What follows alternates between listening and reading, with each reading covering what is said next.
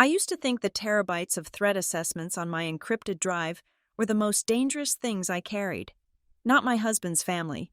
I followed every protocol and double-checked every lock. Yet I still lost to simple suburban curiosity. When I walked into the kitchen and saw highly classified files spread across the island like a Sunday crossword, I knew my marriage was dead. Then the front door splintered inward. The federal agents outside didn't bother to knock. My name is Melissa Green. To the Internal Revenue Service, I am a government employee with a respectable but unexciting salary grade. To the neighbors in our secured condominium complex in Northern Virginia, I am the quiet woman in Unit 4B who leaves at 7:15 every morning and returns at 6:30 every evening, usually carrying a reusable grocery bag and looking mildly exhausted. To my husband, Peter, I am a creature of habit who takes work too seriously and needs to loosen up.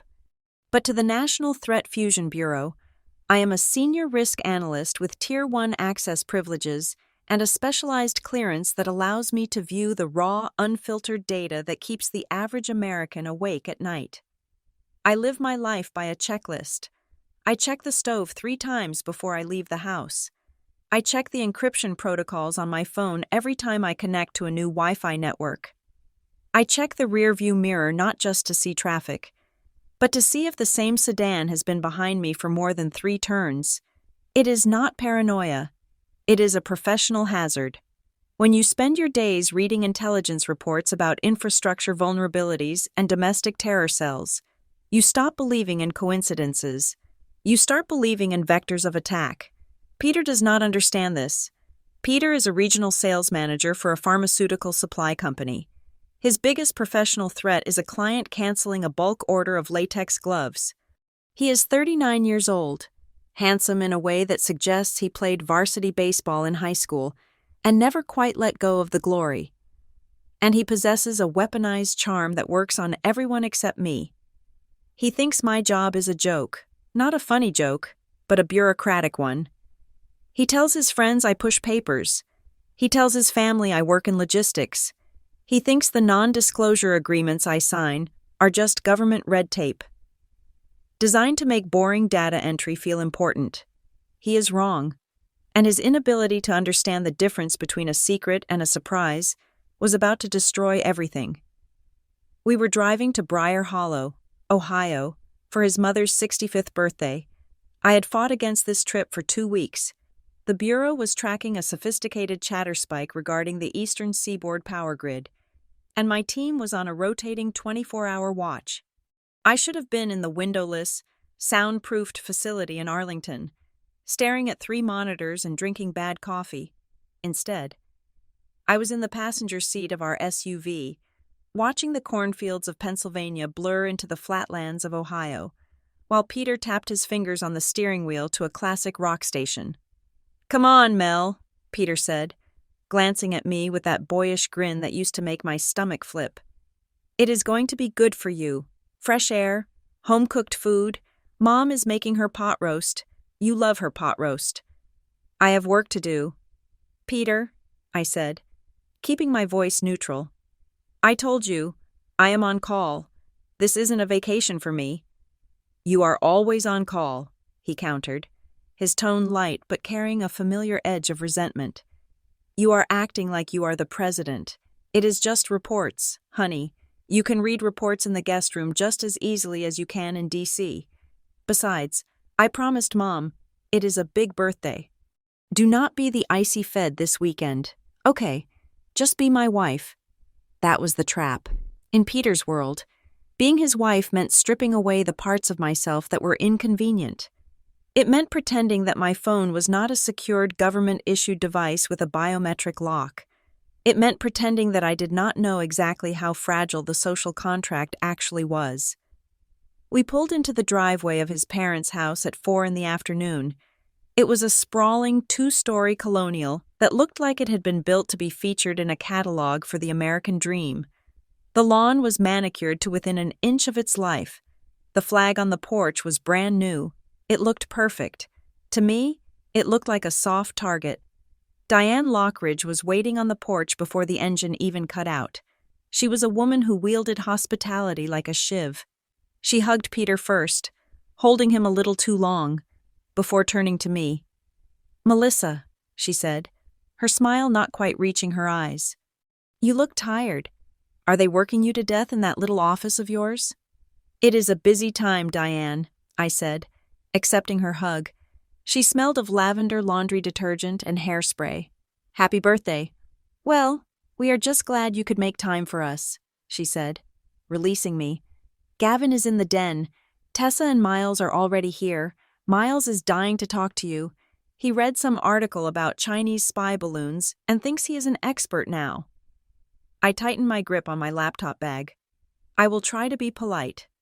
Inside, the house was a sensory overload of family dynamics. Gavin, my father-in-law, gave me a curt nod from his recliner.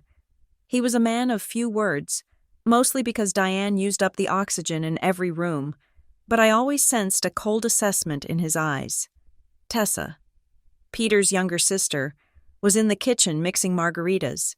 She was 32, perpetually single, and lived her life for the drama of social media. She saw everything as content. And then there was Miles, Tessa's husband. Miles was a contractor who spent too much time on dark web forums. He looked at me with a mix of suspicion and reverence, convinced that I was part of the deep state he claimed to hate, but secretly desperately wanted to join. "Melissa," Miles said, cornering me near the refrigerator before I could even put my bag down. "I saw the news about the pipeline in Dakota. That was you guys. Right, false flag." "I work in threat analysis, Miles," I said, reciting the cover story I had perfected over 10 years. "I analyze supply chain disruptions. I do not do field ops. I do not do conspiracies." Right, he winked, tapping the side of his nose. "Supply chain. Got it." I extricated myself and went upstairs to the guest room. This was where the real work began. I did not just unpack clothes. I unpacked a perimeter. I closed the door and checked the lock. It was a standard privacy lock, the kind you can pop open with a paperclip. Useless. I took a rubber door wedge from my bag and jammed it under the frame. Then I set up my workspace on the small writing desk in the corner. I pulled out my laptop. It was a heavy, reinforced machine that looked 10 years out of date but cost more than Peter's car. It had no USB ports that worked for data transfer, only for approved peripherals. I took out my smart card, my token generator, and the specific encrypted hard drive that contained the active files for the weekend. Then, I took out the portable printer. This was my weakness. In a digital world, I was an analog thinker. I needed to see the threat landscape on paper. I needed to highlight connections in yellow ink, to draw lines between names and dates, to physically cross out the noise until the signal remained. I knew the risks. Paper could not be remotely wiped. Paper could be stolen, but I had a system. I printed, I analyzed, I shredded. I had brought a travel shredder, too. I was in the middle of syncing the laptop to the Bureau's secure server via a cellular uplink when Peter walked in. He didn't knock. He just rattled the handle, frowned when it didn't give, and then pushed harder until the rubber wedge slid across the carpet. "Jesus, Mel," he said, walking in. "You barricaded the door." I immediately lowered the lid of the laptop. "I told you, I am working. Confidential material." He rolled his eyes and sat on the edge of the bed. "We are in my parents' house. Who are you hiding from? My mom. You think she is going to sell state secrets to the Russians in exchange for a quilting pattern? It is protocol." "Peter," I said, my voice tight. "It is not about trust. It is about habit. If I get lax here, I get lax everywhere." "You are obsessed," he said, shaking his head. "Look, I came to tell you dinner is in an hour, and please, leave the spy stuff up here. Do not interrogate Miles about his tax returns or whatever you do. I need you to promise me something," I said, standing up and moving between him and the desk. "I am going to be working late tonight, and probably tomorrow morning. I need you to keep them away from this room. Serious. Peter, if I am not in here, the door stays closed. If I am in here, nobody enters without knocking. Can you handle that?" He laughed, a short, dismissive bark of a laugh. I will stand guard with a pitchfork if it makes you happy. But seriously, relax. Nobody cares about your boring files. Mel, they just want to spend time with you. Just keep them out, I repeated. Fine. Consider it a secure zone. Agent Peter on duty. He kissed me on the forehead, a gesture that felt patronizing, and left the room, leaving the door wide open behind him. I got up and closed it, jamming the wedge back in tighter this time. I felt a knot of anxiety in my stomach, the specific kind that comes not from an external threat, but from the realization that your internal defenses are being eroded by someone inside the perimeter. Dinner was an endurance test. The conversation circled around neighborhood gossip, Gavin's gout, and Tessa's new boyfriend, who was definitely the one, despite them having met 3 weeks ago. I sat there, nodding at the right times, dissecting the meatloaf on my plate, while my mind was upstairs, running through the encryption keys for the files I needed to review. The threat assessment regarding the transit infrastructure was 90 pages long. I needed to print the first 47 pages, the core analysis, to cross-reference the timelines. I excused myself at 10 o'clock, claiming a migraine. It was a lie, but a socially acceptable one. Back in the room, I worked. The house went quiet around 11. I printed the documents. The whir of the portable printer sounded deafening in the silence of the suburbs. 47 pages of high-level threat indicators, marked with watermarks that traced back specifically to my user ID. If these pages leaked, I would not just be fired, I would be prosecuted. I sat on the floor, surrounded by the paper, highlighting the critical nodes. It was almost 2 a.m. when I finally felt my eyes burning. I gathered the papers, stacked them neatly, and placed them inside a red folder marked Eyes Only. I put the folder inside my locked briefcase. I did not shred them yet because I wasn't finished. That was the mistake. I crawled into bed next to Peter. He was asleep, breathing deeply, his back to me. The room was dark, lit only by the faint blue glow of the street lamp outside filtering through the curtains. I was drifting off, hovering in that gray space between sleep and wakefulness. When the bed shifted, I opened my eyes, but I didn't move. My training kicked in. Stillness is the first rule of observation. Peter had rolled over. He was reaching for his phone on the nightstand. He moved with a stealth I didn't know he possessed. He unhooked the charging cable and shielded the screen with his body, creating a small tent of duvet to hide the light. I shifted my head just an inch, enough to see the reflection of his screen in the glass of the framed wedding photo on the wall. It was faint, backwards, and blurry. But I could see the notification banner. It was a message app. Signal. The sender's name was short. C. Heart. I watched as his thumb hovered over the screen. He didn't open the message. He just stared at the notification for a long, silent 10 seconds. His heart rate, which I could feel through the mattress, had spiked. It wasn't the slow rhythm of a man checking the time. It was the rapid, thudding rhythm of adrenaline. Then, he swiped the notification away, cleared the screen, and placed the phone face down on the nightstand. I waited another 5 minutes before I moved. "Peter," I whispered, feigning a sleepy grogginess. He stiffened. "Yeah, you okay?" "I thought I heard your phone." "Just spam," he said quickly. Too quickly. "Wrong number. Go back to sleep." "Mel." I closed my eyes, but the adrenaline was now coursing through my own veins. C. Heart. I didn't know a C. Heart. Peter didn't have any colleagues with that name that he had ever mentioned. And Peter didn't use Signal. He used iMessage for everything.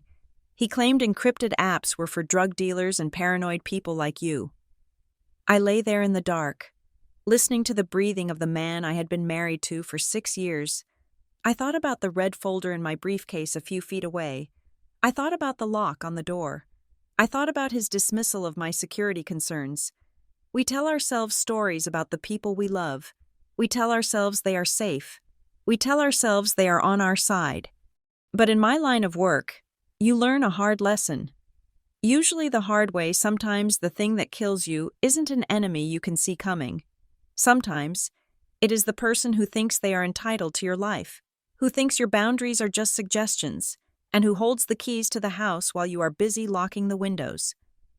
I stared at the back of Peter's head and realized I didn't know who he was texting at 2 in the morning, and for the first time, I felt more unsafe in that guest room with my husband than I did in the briefing rooms where we discussed nuclear escalation.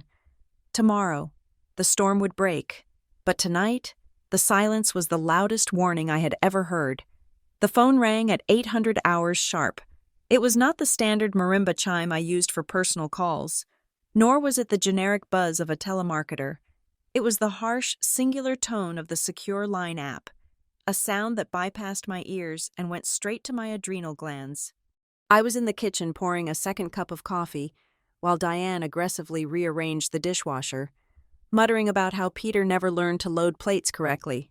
I set the mug down. The liquid trembled. I knew that ringtone. It meant the weekend was officially over, regardless of what the calendar said. I excused myself without waiting for Diane to finish her lecture on detergent pods and walked briskly back upstairs.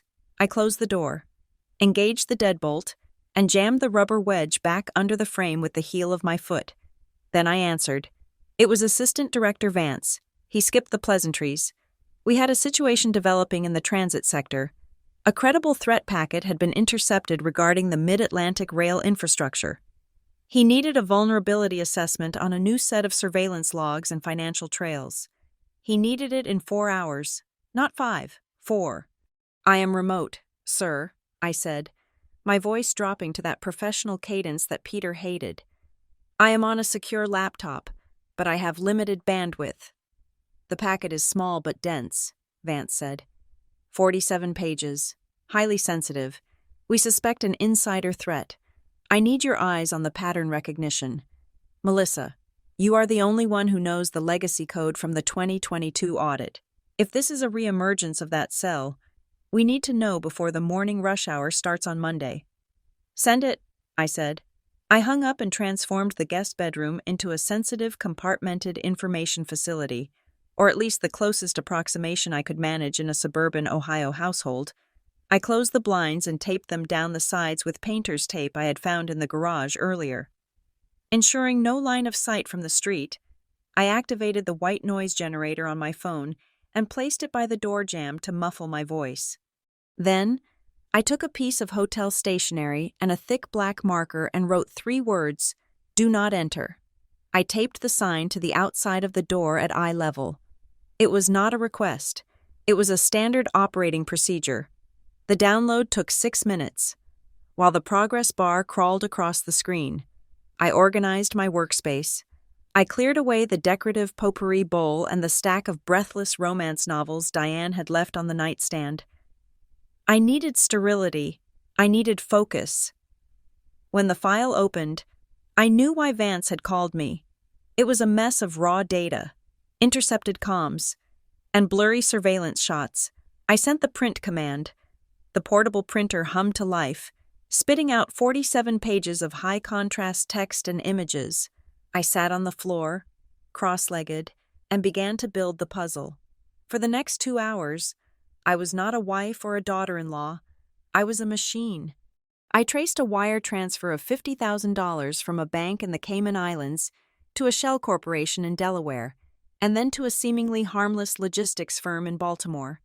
I cross-referenced the timestamps on the surveillance photos with the shift changes of the rail yard security teams.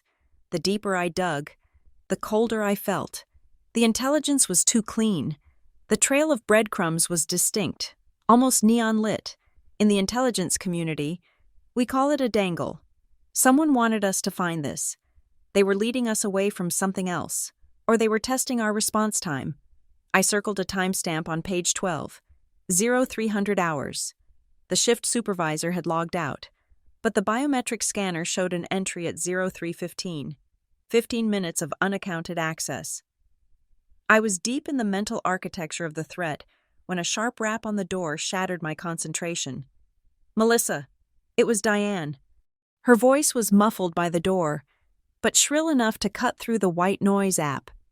Dinner is going to be ready in 20 minutes. Gavin is grilling steaks. I did not move. I stared at the paper in my hand, my heart rate spiking. I am working. Diane, I cannot come out right now. Well, you cannot just skip dinner, she insisted, rattling the doorknob, the lock held, the wedge held. It is family time. Peter said you were just reading reports. I need 60 minutes, I shouted back, trying to keep the annoyance out of my voice. Please do not open the door. Ridiculous, I heard her mutter as her footsteps receded down the hall. I exhaled, trying to lower my blood pressure. I returned to the papers. Page 33 showed a grainy photo of a man exchanging a duffel bag in a parking lot. I squinted at the resolution.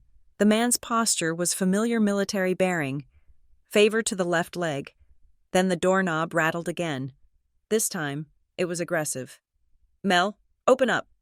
It was Peter. I scrambled to cover the papers with a blanket I had pulled off the bed. I walked to the door, kicked the wedge aside, and cracked it open 3 inches. Peter was standing there, holding a beer. He looked annoyed. Mom says you are barricading yourself in here like a fugitive. Come on, it is Saturday night. I have a deadline, Peter, I said, blocking the gap with my body. I told you this morning, this is critical. It is always critical, he said, pushing slightly against the door. Look, just come down for an hour, eat a steak, smile at my dad, listen to Miles talk about his new truck. Then you can come back up here and play spy. You are making me look bad. Mel, they think you hate them. I do not hate them. I am employed by the federal government and I am handling a crisis, I hissed. Read the sign. Peter, do not enter. He laughed, a sound that lacked any genuine humor. I live here, Mel. Well, my parents do. And you are my wife. There is no do not enter in a marriage. Relax. It is our home. Our home. The words landed like a threat. He was trying to erase the professional boundary I had erected, trying to blend the lines until my duty to the state and my duty to his ego were indistinguishable. I need 40 minutes, I said firmly. Go downstairs. Keep them away. I shut the door in his face and locked it.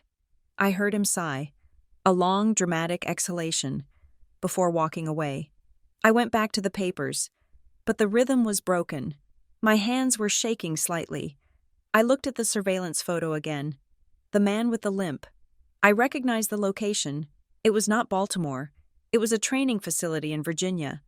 This was an internal leak. I finished the preliminary assessment. I had enough to brief Vance, but I needed to clear my head to synthesize the conclusion. I felt claustrophobic. The air in the room felt recycled and stale. I needed oxygen. I needed to run. Just a quick 3-mile loop around the neighborhood to burn off the cortisol, so I could come back and write the final report with a steady hand. I gathered the 47 pages. I aligned them perfectly, tapping the edges against the floor until they were a solid brick of paper. I placed them inside the red folder. Then, I put the red folder inside my leather attaché case. I looked at the case. I should have locked the zippers. I should have engaged the biometric padlock that required my thumbprint to open. But my mind was already on the run, on the fresh air. I was thinking about the route. I was thinking about the phone call I needed to make to Vance in 10 minutes. I left the case on the desk. It was zipped, but not padlocked. I grabbed my running shoes and a hoodie. I walked to the door and removed the rubber wedge. I stepped out into the hallway. It was empty. I could hear the murmur of voices downstairs, the clinking of silverware, the booming laugh of Gavin. They were distracted. I turned back to the door. I pressed the locking mechanism on the knob and pulled it shut. I checked it. It was locked. The only way to open it was with the key, which was in my pocket, or the emergency master key that Diane kept in the kitchen drawer, a key she likely didn't even remember she had. I felt safe. This was a house, not a black site. These were my in-laws, not foreign operatives. The threat was the data, not the people downstairs. I went down the back stairs, avoiding the kitchen, and slipped out the side door. The evening air was crisp, smelling of cut grass and charcoal. I started to run. I ran hard. I ran until my lungs burned and the image of the man with the limp faded into the rhythm of my footsteps on the pavement.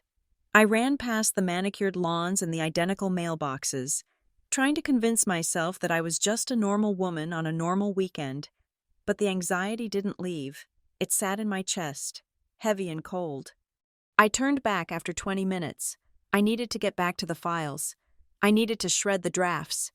As I jogged up the driveway, I saw the lights were on in the living room. I could see silhouettes moving. It looked domestic, peaceful. I entered through the side door again. The house was quieter now. The clinking of silverware had stopped. I wiped the sweat from my forehead and walked up the back stairs, my breathing still heavy from the exertion. I reached the landing and turned toward the guest room. My steps faltered. The door was ajar. It wasn't wide open. It was just a crack, a sliver of darkness amidst the beige hallway. But I knew I had pulled it shut. I knew I had heard the click. I froze. My first instinct was not anger. It was a tactical assessment. Had I failed? Had the latch slipped? No. I checked everything 3 times. I walked forward slowly, my running shoes silent on the carpet. I pushed the door open with my fingertips. The room was dark, illuminated only by the standby light of the printer. I didn't need to turn on the light to know the dynamic of the room had changed. The air felt disturbed. I walked to the desk. My laptop was still closed. The printer was untouched. I looked at the leather attaché case. It was unzipped. The flap was thrown back, gaping open like a screaming mouth. I reached inside. My hand brushed against the laptop charger, the spare mouse, the notepad, but my fingers did not find the thick, smooth texture of the red folder. I turned on the desk lamp, blinding myself for a second. I looked inside the bag, empty. The 47 pages were gone. The red folder was gone. My heart hammered against my ribs, a violent, terrified rhythm. This was not a prank. This was not a family member being nosy about my diary. This was a breach of a top-secret document containing active intelligence on national infrastructure. I checked the floor. Maybe it fell. No. I checked the trash can. Empty. I stood there, the sweat on my skin turning into ice. I looked at the door lock. It wasn't broken. There were no scratches on the metal. Someone had used a key, or a pick, or a shim. I realized then that I was not in a house anymore. I was at a crime scene, and the perpetrators were the people who had just invited me to eat steak. I did not scream. I did not cry. A cold, hard clarity descended over me. I reached for my phone, my hand steady now with the absolute certainty of disaster. I had to report this. I had to initiate the containment protocol. But first, I had to go downstairs. I walked out of the room, leaving the door wide open this time. I walked down the stairs, one step at a time, listening to the sounds coming from the kitchen. Laughter. I heard Miles laughing. I heard Tessa giggling. And then I heard Diane's voice, clear and distinct. Well, it certainly looks complicated. Is this what she thinks makes her so special? I stopped at the bottom of the stairs. The blood roared in my ears. They weren't just reading it. They were passing it around. I turned the corner into the kitchen. I stood in the doorway of the kitchen, invisible to them for 3 seconds. In that time, I saw the end of my career laid out on the granite countertop. The kitchen island, usually reserved for Diane's perfectly frosted cupcakes, was now a mosaic of national security secrets. The 47 pages were not just stacked. They were fanned out, overlapping, treated like a Sunday newspaper supplement. A grease stain from a piece of pepperoni pizza sat on the corner of page 12, the page detailing the encryption keys for the Eastern Rail switchboard. Miles was holding page 33 up to the light, squinting at the surveillance photo of the man with the limp. Tessa was leaning over the counter, tracing a finger along a diagram of a subterranean tunnel network, giggling as if she were looking at a map of Disney World. "It looks like a movie script," Tessa said, sipping her margarita. "Is this real, or is she writing a book?" "It is real enough," Diane said. She was at the stove, stirring gravy, but she glanced over her shoulder with a look of smug satisfaction. "It is just basic work files. I do not know why she acts like it is the nuclear codes.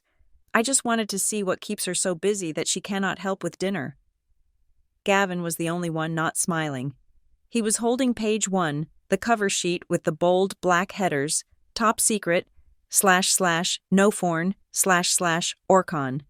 He was reading the warning text box that explicitly stated the federal penalties for unauthorized possession. His brow was furrowed, but he didn't put it down. He didn't cover it. He kept reading. "Put them down," I said. My voice was not loud. It was not a scream. It was the flat, metallic tone of a distress beacon. The room froze.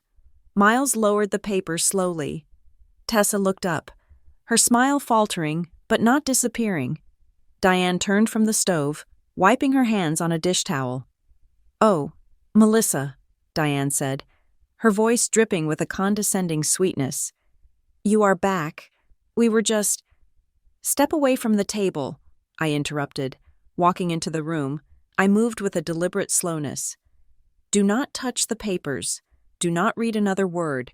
Put them down, now." "Jesus, Mel," Miles scoffed, dropping the page onto the pile. "Relax. We are just looking. It is cool stuff. Threat vector analysis. Sounds fancy." "It is not fancy. Miles," I said, my eyes locking onto his. "It is a felony. You are holding classified federal intelligence. By reading that, you have just committed a crime. By moving it from my room, you have committed another." "Don't be dramatic," Diane snapped, the sweetness vanishing. "This is my house. I have a right to know what is going on under my roof. You leave these things lying around." "I left them in a locked briefcase inside a locked room," I said, my gaze shifting to her. "How did you get in, Diane?" She waved a hand dismissively. "I have keys to my own rooms, Melissa. I went in to get your laundry. I was being helpful." "You went into a closed bag," I countered. "That is not laundry. That is theft. It is paper," Tessa chimed in, rolling her eyes. "It is just boring charts and pictures of trains. Who cares?" "The people who bomb trains care. Tessa," I said. I reached the island and started to gather the papers.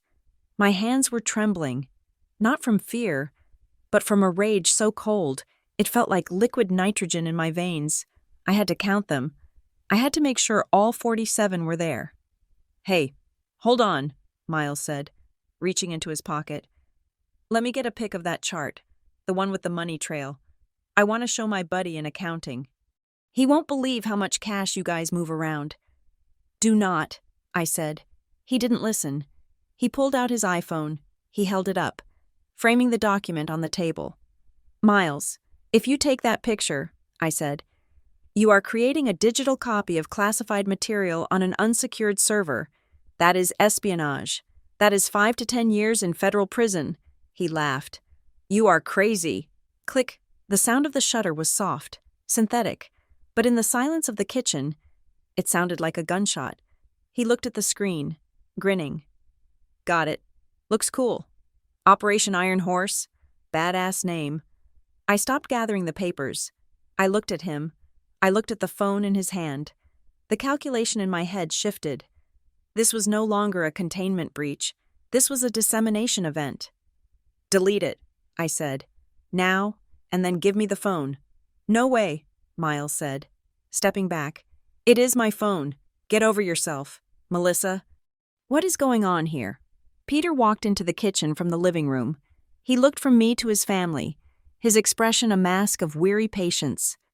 "Your wife is threatening to arrest us," Diane said, crossing her arms. "Because we looked at her homework." "It is not homework." "Peter," I said, turning to him, "your mother unlocked my room. Your brother-in-law just photographed a Tier 1 threat assessment. They have compromised an active investigation." Peter sighed. He walked over to me and put a hand on my shoulder. His touch, usually comforting, felt heavy. "Mel, honey," he said, his voice low and soothing, the voice he used when a client was angry about a late shipment. "Calm down. You are shaking. Look, they shouldn't have gone in your room." "Okay, that was wrong. Mom, you shouldn't have done that. I was just looking for towels," Diane lied effortlessly. "But Mel," Peter continued, squeezing my shoulder, "do not use words like espionage and prison with my family. They are just curious. They are proud of you. They wanted to see what you do. Proud of me. I pulled away from his touch. Miles just took a photo. He has a digital copy. Do you understand what that means? If that photo syncs to the cloud, if he texts it to someone. He won't text it, Peter said, looking at Miles. Right. Miles, delete the picture. Man. Yeah, whatever, Miles muttered, tapping on his screen, but he didn't show me the screen. He didn't show me the deleted confirmation. He just slid the phone back into his pocket. He didn't delete it, I said. He said he did, Peter said, his voice hardening slightly. Drop it, Melissa. Stop acting like we are enemies. We are your family. My family doesn't break into my room, I said. I looked at the lock on the back door. It was a standard deadbolt. Then I looked at the door to the hallway. I realized something. Diane said she used a key, but the guest room key was an old skeleton key type for the interior door. Easy to duplicate, but the briefcase. The briefcase was locked. I hadn't locked the zipper, but the latch weight. I had left it unzipped. That was my failure. But the room. Who gave you the key? Diane, I asked. We don't have a key to that room. Peter told me you lost it years ago. Diane hesitated. Her eyes flicked to Peter for a microsecond. I found it, she said. She found it, Peter echoed. In the junk drawer. Look, does it matter? The point is, nobody got hurt. The papers are right here. Just take them back upstairs, lock them up, and let's eat dinner. Please, for me. I looked at Peter. Really looked at him. He was smiling. That practiced, charming smile that could disarm a room. But his eyes were tight. He wasn't looking at the papers. He was looking at the back door. He was looking at the clock on the microwave. He wasn't trying to de-escalate. He was stalling. Why would he stall? Unless he needed time. Unless Miles hadn't just taken a picture for fun. Unless the heart message from last night wasn't a wrong number. A cold realization washed over me. The unzipped bag. The convenient finding of the key. The way Peter had kept me downstairs earlier. The way he was standing now. Positioning himself between me and the hallway. Effectively boxing me into the kitchen. I reached into my pocket and gripped my phone. I didn't unlock it. I pressed the volume up and power buttons simultaneously and held them for 3 seconds. A silent vibration buzzed against my palm. Distress beacon activated. GPS coordinates transmitted. Audio recording initiated. I was no longer Melissa the wife. I was Agent Green. And I was in a hostile environment. Okay, I said. My voice changed. It became calm, almost cheerful. I needed to keep them talking. I needed a record. You are right. Peter, I am overreacting. I am sorry. Diane. Peter's shoulders relaxed. See? That is my girl. But just for my peace of mind, I said, speaking clearly for the microphone recording in my pocket. Miles, you took a photo of the document titled Eastern Seaboard Grid Vulnerabilities, page 33, correct? The one with the surveillance photo. Yeah, sure. Miles grinned. The spy pic. And Diane, I continued, turning to her. You entered the guest room at approximately 7:45 p.m. using a spare key, removed the documents from the briefcase, and brought them down here. Is that right? I don't know the time. Melissa, she snapped. Yes, I brought them down. Stop interrogating me. And Peter, I said, looking at my husband, you are aware that these are classified federal documents, and you are advising me not to report this breach. Peter's smile faltered. Mel, what are you doing? Why are you talking like a cop? I am just clarifying, I said. So we are all on the same page. You want me to ignore the fact that Miles has a copy of a document that could shut down the Amtrak system. He deleted it, Peter shouted, his patience snapping. Stop it. You are ruining the night. Did he? I looked at Miles. Show me the recently deleted folder. Miles shifted his weight. I don't have to show you anything. He doesn't have to show you anything, Peter repeated. God, you are impossible. I looked at the table. I counted the pages visually. 46. "Where is page 47? I asked. "What?" Peter blinked. "There are 46 pages here," I said. "Where is the last page, the summary page, the one with the list of active field agents?" Silence. Miles looked at the floor. Tessa looked at her fingernails. "Maybe it fell," Diane said weakly. "It didn't fall," I said. "Miles." Miles shrugged. "I don't know. Maybe it's under the fridge." I looked at Peter. He wasn't looking for the page. He was looking at his phone. He was typing, fast. "Who are you texting?" "Peter," I asked. "Nobody," he said, shoving the phone in his pocket. "Just checking the score of the game." "There is no game tonight," I said. He froze. The air in the kitchen was suddenly very thin. I looked at the man I had vowed to love and cherish. I saw the sweat beading on his upper lip. I saw the way his hand guarded his pocket. I saw the way he glanced at the back door again, as if waiting for someone. He wasn't protecting his family's curiosity. He was managing a handover. "You knew," I whispered. "Knew what?" he said, his voice cracking. "You knew they would go in. You wanted them to go in. It creates chaos. It creates a cover. You are paranoid," he spat. "You are crazy." "Maybe," I said. But I just triggered a code-red distress signal. And if I am right, the people coming through that door in about 4 minutes won't be bringing a casserole. Peter's face went pale, genuine, terrified pale. "You called them," he whispered. "Here to my parents' house." "I didn't call the police, Peter," I said, watching his eyes widen. "I called the bureau. Homeland Security doesn't do warnings." I heard a sound in the distance, the low rumble of heavy engines, tires screeching on asphalt. Not one car, 3. "They are here," I said. I looked at Peter, and for the first time, I didn't see my husband.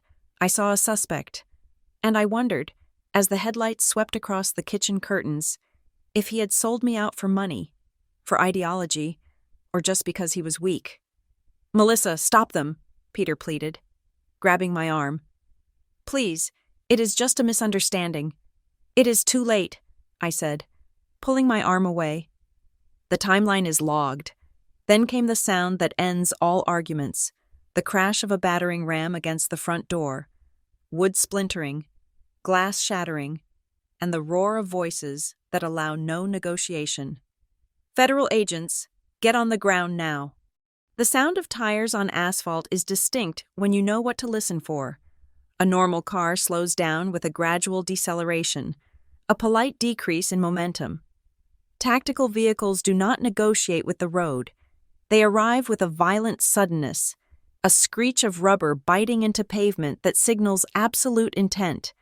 3 black SUVs tore across the front lawn, ignoring the driveway entirely. They crushed Diane's prize-winning hydrangeas and skidded to a halt in a formation that blocked all exits. High-intensity floodlights erupted from the roof racks, blasting through the kitchen window. The sudden illumination was blinding, washing out the warm yellow tones of the domestic lighting and turning the room into a stark, overexposed photograph. "What is that?" Diane screamed, shielding her eyes. "Who is driving on my grass?" I did not answer. I dropped to my knees, interlaced my fingers behind my head, and looked at the floor. Melissa. Peter shouted, his voice jumping an octave. "What are you doing?" "Get up! Get down!" I said. My voice was flat. "Get down now!" Peter looked at me, then at the window, paralyzed by a mixture of confusion and the primal fear of the unknown. He did not understand. He thought this was a mistake. He thought this was a noise complaint gone wrong. Then the front door exploded. There was no knock. There was no doorbell. There was a thunderous, wood-splitting crash as a battering ram hit the deadbolt with thousands of pounds of force. The frame gave way instantly. The sound was physical, a shockwave that rattled the plates in the cabinets. Federal agents. Federal agents. The voices were a wall of sound, overlapping, drilled, and terrifyingly loud. They swarmed into the hallway, a tide of black tactical gear, helmets, and long guns. The heavy thud of boots on hardwood vibrated through the floorboards against my knees. Kitchen clear, right clear left. 3 operators burst into the kitchen, their weapons raised, scanning the room in grid patterns. They moved with a terrifying fluidity, like water flooding a compartment. "Hands, show me your hands," the lead operator bellowed, his rifle light cutting through the dust in the air. "Don't shoot," Miles shrieked, dropping his phone. It clattered on the tile. He threw his hands up so fast he nearly knocked over his margarita. On the ground, everyone on the ground. "This is my house," Diane wailed, stepping forward instead of down. "You cannot just—" An agent didn't even slow down. He stepped into her space, using his physical presence to force her back. "Ma'am, get on the ground. Do it now."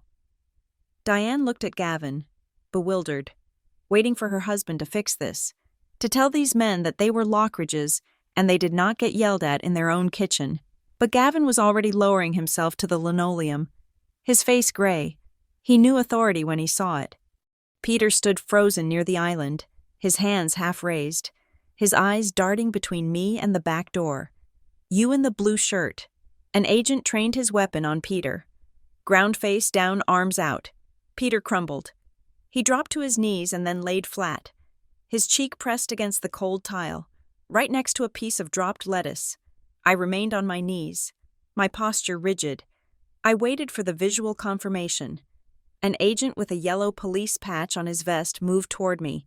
He saw my position. He saw the lack of panic. "Identify," he barked. "Agent Melissa Green." I said clearly, not moving a muscle. "National Threat Fusion Bureau. Badge number 492 Alpha 7 Zulu. I am the reporting officer. Code word is Chimera." The agent paused. He tapped his earpiece. "Control. I have a subject claiming status. Green, 492 Alpha 7 Zulu. Chimera." A pause of 2 seconds. The longest 2 seconds in the room. "Copy that," the agent said. He lowered his weapon slightly. "Secure the room. Isolate Agent Green." He reached down and grabbed my arm, pulling me up firmly but without the aggression he had shown the others. "Ma'am, step this way. Keep your hands visible. My credentials are in my back pocket." I said, "We will verify at the perimeter. Move." He walked me to the corner of the kitchen, away from the family but still in the room. I stood with my back to the cabinets, watching the dismantling of my personal life. Diane was crying now, a loud, sobbing wail. "Gavin, do something. They are ruining the floor. They broke the door." Quiet, an agent snapped, standing over her. "Secure the evidence," I said to the lead agent, pointing at the island. 46 pages of classified material on the counter, 1 page missing. Suspect devices are on the persons of Miles Lockridge and Peter Lockridge. Miles Lockridge has photographed the documents. "You heard her?" the lead agent shouted. "Bag and tag the table." "Nobody touches those papers," a forensics tech moved in, snapping photos of the kitchen island before carefully sliding the documents into evidence bags. "Miles Lockridge," an agent asked, looking at the 2 men on the floor. "That is me." Miles whimpered into the floor. "I didn't do anything. I just took a picture. It was a joke." "Phone," the agent demanded. Another agent picked up Miles's phone from where he had dropped it. He was wearing gloves. He tapped the screen. It was still unlocked. "Subject has an open gallery," the agent announced. He scrolled. "I have images. Plural." My stomach tightened. "Plural. How many?" I asked. The agent looked at me. 14. He photographed every page with a diagram. He has been swiping through them. "I didn't send them to anyone," Miles shouted. "I swear I just thought they looked cool. Secure the device." The lead agent ordered, "Faraday bag. Now." The phone was dropped into a metallic-lined bag, cutting it off from the network instantly. "Check the upstairs guest room," I directed. "Second door on the left. My laptop is there. Briefcase is on the desk. Verify the breach point." 2 agents broke off and headed for the stairs. I could hear their boots hammering up the steps. Clear one shouted from above, "Laptop secure." No signs of forced login. Briefcase is open. Contents missing. I looked down at Peter. He was staring at me. His face was pressed against the floor, but his eyes were locked on mine. There was no love in them. There was no pleading. There was only a cold, calculating assessment. "Get him up," the lead agent said, pointing at Peter. "Search him." "Wait," Peter said, trying to lift his head. "I am her husband. You cannot treat me like this. Melissa, tell them, I am your husband. Stand up." The agent hauled Peter to his feet. Peter stumbled. He looked small, surrounded by the tactical gear. He looked like exactly what he was, a suburban man who had played a game he didn't understand. "Spread your legs, arms out." The agent began the pat-down. He was thorough. He checked the waistband, the ankles, the pockets. "Phone," the agent said. Pulling Peter's iPhone from his pants pocket, he dropped it into a Faraday bag. Wallet, that went into a plastic evidence bag. Then the agent reached into the inside breast pocket of Peter's light jacket, the jacket he had put on when he went out to check the mail earlier, and hadn't taken off despite the warmth of the kitchen. The agent's hand stopped. He felt something. He pulled it out. It was not a pack of gum. It was not a receipt. It was a USB drive, a small, matte black stick, the kind that is expensive and durable, and wrapped around it with a rubber band was a small, torn piece of yellow legal pad paper. The agent held it up. "What is this?" the agent asked. Peter's face went the color of ash. He tried to smile, but his lips were twitching uncontrollably. It was a grotesque expression, a mask of innocence slipping off a skull of guilt. "I don't know." Peter stammered. "I found it. In the driveway." I was going to ask Melissa what it was. "In the driveway," the agent repeated, his voice dripping with skepticism. He unfolded the yellow paper. He read it aloud. "Alpha, 7, 9, zebra, dash, root." I felt the blood drain from my face. That was not a random string of characters. That was a root access password structure. It wasn't my password. It was a decryption key. Specifically, it looked like a receiving key for a secure drop. "Secure that drive," the lead agent commanded, his tone shifting from procedural to urgent. "That is not a commercial storage device. That looks like government-issue hardware." I looked at the USB drive. I stepped closer, ignoring the agent's hand held up to stop me. "Let me see it," I said. The agent hesitated, then turned the evidence bag so I could see the serial number etched on the casing. USG-PROP-882. It was a blank slate drive, the kind used for data exfiltration, the kind we warned about in insider threat briefings. You don't buy these at Best Buy. You get them from a handler. I looked at Peter. "Where did you get that?" I asked. My voice was barely a whisper, but in the sudden silence of the kitchen, it carried like a scream. "I told you," Peter said, his voice trembling. "I found it. Melissa, baby, you have to believe me. Someone must have dropped it. And the note I asked, the handwriting, that is your handwriting. Peter, the way you make your sevens. I have seen you write checks for 6 years. That is your handwriting." He opened his mouth to speak, but no sound came out. The charm was gone. The sales pitch had failed. The nice guy facade had dissolved, revealing a man who had walked into his parents' kitchen with a digital weapon in his pocket, waiting for his wife to look away. "Cuff him," the lead agent said. No, Diane screamed from the floor. "Do not touch my son. He is a good boy." "Melissa, stop this. You are sick. You are doing this to hurt us, ma'am. You are under arrest for theft of government property and unauthorized access to classified information," an agent said, pulling Diane's arms behind her back. The metallic snick-snick of the handcuffs was the final punctuation mark on her birthday weekend. Another agent spun Peter around. He didn't fight. He went limp, defeated. The cuffs clicked onto his wrists. "Peter Lockridge," the agent recited, "you are being detained under suspicion of espionage, possession of classified material with intent to distribute, and conspiracy against the United States government." Peter looked over his shoulder at me. His eyes were wet, but not with remorse. They were wet with the panic of a trapped animal. "It wasn't supposed to be like this," he whispered. "They said it would be easy. They said just the files." Who, I asked. "Who is they?" "Peter." He didn't answer. He looked down at his shoes. "Get him out of here," the lead agent ordered. "Separate vehicles. I want full isolation." They dragged him out. I watched my husband, the man I had planned to have children with, the man I had built a life with, being frog-marched past the shattered remains of his childhood front door. I stood in the kitchen, surrounded by strangers in body armor. The air smelled of sweat and fear. Diane was hauled up next. She spat at the ground near my feet as she was led past. "You traitor," she hissed. "You brought this into our house. I hope you rot." I didn't blink. I didn't look away. I didn't bring it in. "Diane," I said quietly. It was already here. I just turned on the lights. Gavin was the last. He stood up slowly, his knees popping. He didn't look at me. He didn't look at the agents. He walked out with his head down, a man who had realized too late that his castle was built on sand. Tessa was sobbing in the corner, not arrested yet, but being questioned by 2 agents. She looked at me with pure hatred, her mascara running down her cheeks. "You ruined everything," she wailed. I turned my back on her. The lead agent approached me. He had holstered his weapon. "Agent Green," he said, "we have the perimeter secured. The house is being sealed. We need to transport you to the field office for debriefing. We need a full statement." "I know," I said. I looked around the kitchen one last time. The margarita glasses were still on the counter.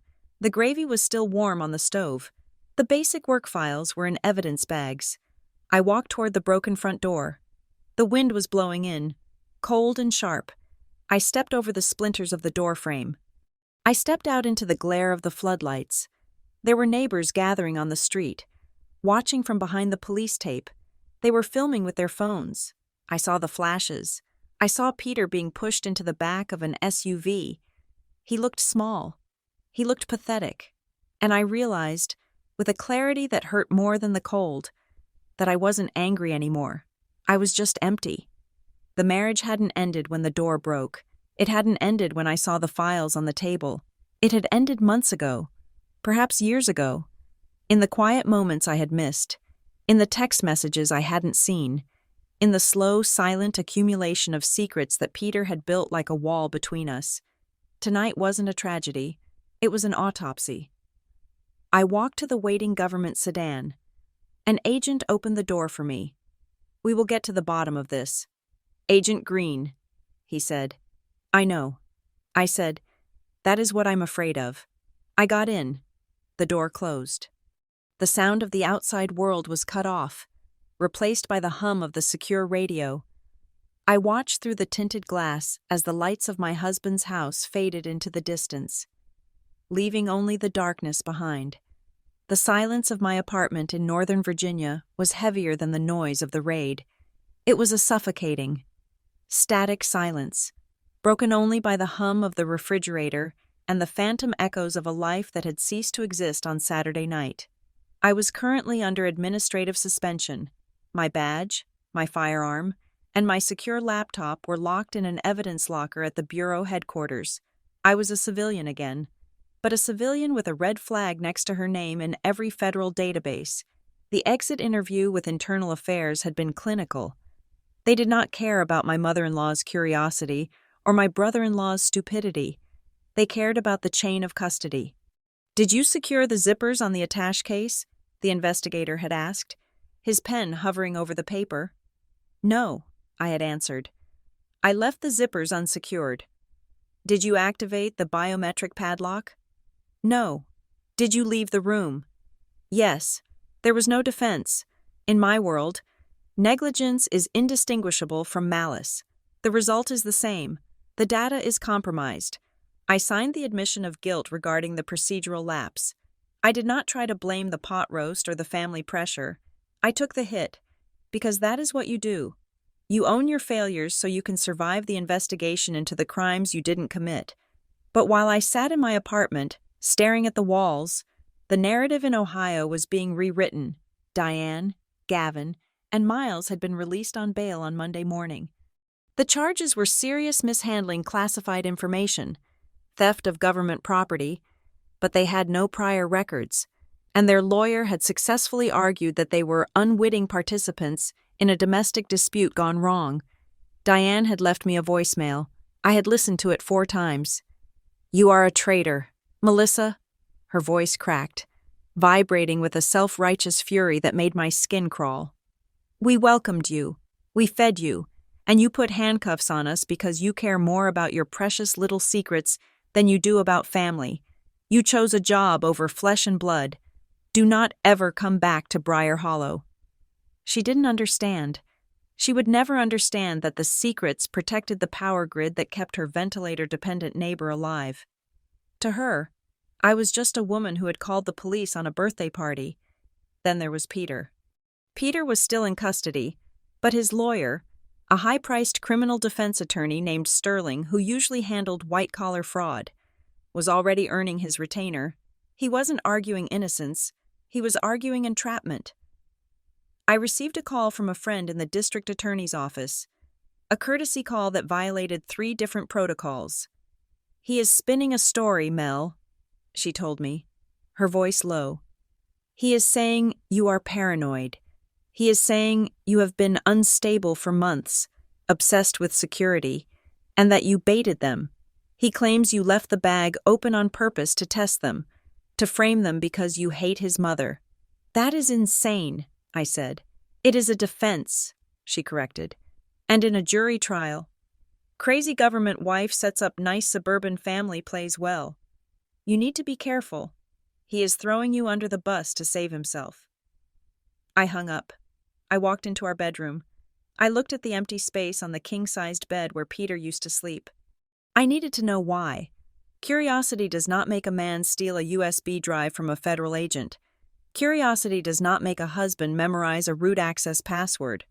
Curiosity is passive. This was active. I started with the finances. Peter managed our household accounts. I had always been too busy, too tired, and frankly, I had trusted him. I logged into our joint banking portal. Everything looked normal on the surface. Mortgage paid, utilities paid, but I dug deeper. I went into the archived statements for his personal credit cards, the ones he said he rarely used. The numbers were staggering. $30,000 in debt on a Visa, $22,000 on an American Express. I looked at the transaction history. It wasn't consumer spending. There were no charges for clothes, electronics, or travel. It was cash advances, hundreds of them. Withdrawals at casinos in Atlantic City. Withdrawals at ATMs in shady parts of D.C. And then, a recurring payment of $4,000 a month to a shell company listed as Consulting Services, LLC. I cross-referenced the LLC. It had no website, no physical address, just a P.O. box in Delaware. Peter wasn't just in debt. He was drowning. He was leveraged. And in the intelligence world, a leveraged man is a recruit. I went to the closet. Peter's travel suitcase from the weekend had been returned to me by the police after they cleared it of relevant evidence. They had taken his laptop and his primary phone, but they had left his clothes. I dragged the suitcase onto the bed. I unzipped it. It smelled of him cologne and stale air. I unpacked the shirts, the socks, the shaving kit. I felt the lining of the suitcase. I ran my fingers along the seams. At the bottom, beneath the fabric liner where the wheel housing protruded into the case, I felt a lump. I grabbed a pair of scissors from the nightstand and sliced the fabric open. It was a phone, not his iPhone. A cheap, prepaid burner phone, a flip phone. The police had missed it. They had been looking for high-tech gear, for the USB drives. They hadn't stripped the lining of his luggage. I powered it on. The battery was at 12%. There were no contacts saved. There was no call history. But there were messages. I opened the inbox.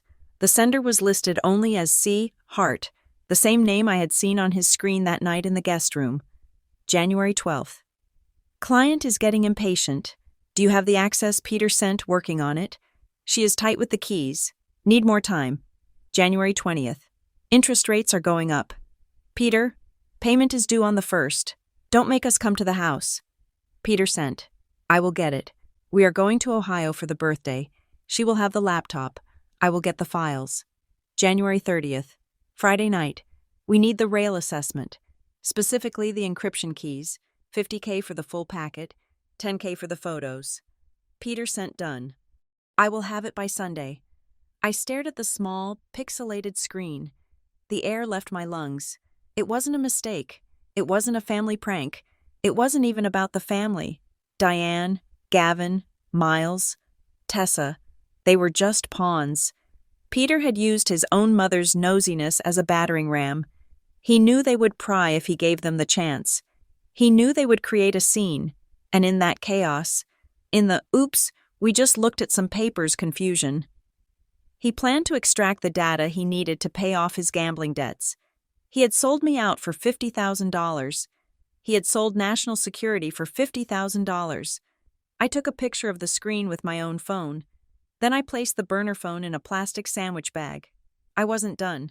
I needed to close the loop on the police report, which my lawyer had forwarded to me an hour ago, contained a log from the smart home system at the Lockridge residence. The investigators had pulled the data to verify the timeline. I scrolled to the timestamp Saturday, 1942. That was the moment Diane entered my room. The log read, "Guest room lock disengaged via admin override. Source user: Peter Mobile, method remote app command." He hadn't found a key in a junk drawer. There was no key. He had unlocked the door from his phone downstairs in the kitchen, probably while looking me right in the eye. He had waited for his mother to go upstairs, for laundry, and he had clicked unlock to let her in. He had invited the violation. I felt a nausea so profound I had to sit down.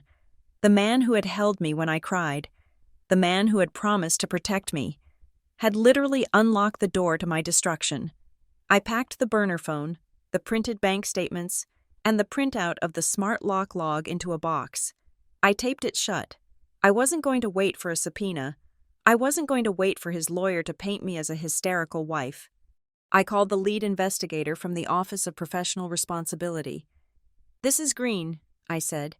"I have new evidence. I am coming in." "Agent Green, you are suspended," he said. "You should not be conducting investigations." "I am not investigating," I said, my voice cold. "I am reporting a crime, and I am handing over the smoking gun that proves your suspect isn't a victim. He is the architect." I grabbed my coat before I left. I checked my phone one last time.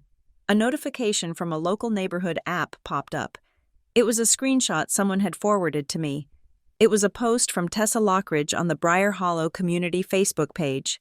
Some people think they are so important that they can ruin a family dinner with their government ego. Imagine calling the feds on your own mother-in-law just because she moved a piece of paper. The truth will come out. Family first overreaction. The comments were already flooding in. "Wow. Sounds like a nightmare DIL. Girl. Government overreach in our own backyards. Stay strong. Tessa." I looked at the screen. They were controlling the narrative in the court of public opinion.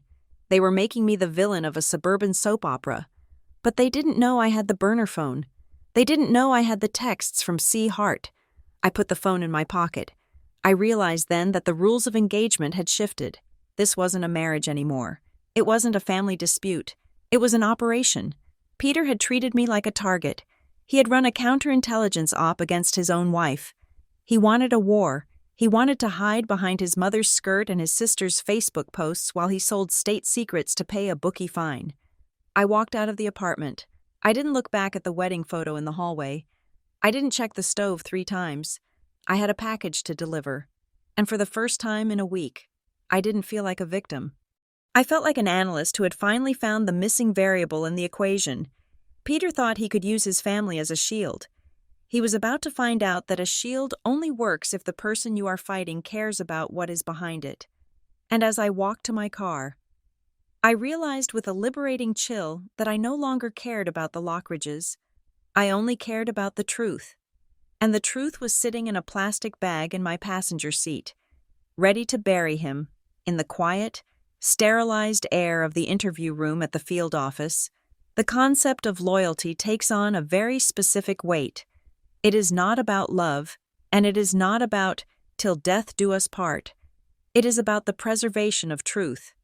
For 6 years, I had defined loyalty as supporting Peter, laughing at his jokes, and enduring his family. But as I sat across from Special Agent Miller, watching the recording light on the digital interface blink a steady red, I realized that loyalty to a person who betrays you is not a virtue. It is complicity. I had made a decision before I even walked through the security turnstiles that morning. I was not going to play the role of the grieving wife trying to salvage a misunderstanding. I was not going to keep it in the family, as Peter had begged. The moment he slid that USB drive into his pocket, he revoked his right to my silence. "Agent Green," Miller said, his voice neutral, his eyes scanning the file I had prepared. "I need to ask you a question that the defense will certainly ask. Do you believe, in your professional opinion, that the incident in the kitchen was an act of simple, suburban curiosity, a family boundary issue, rather than a national security threat?" I looked at the water glass on the table. It was perfectly still. "No," I said.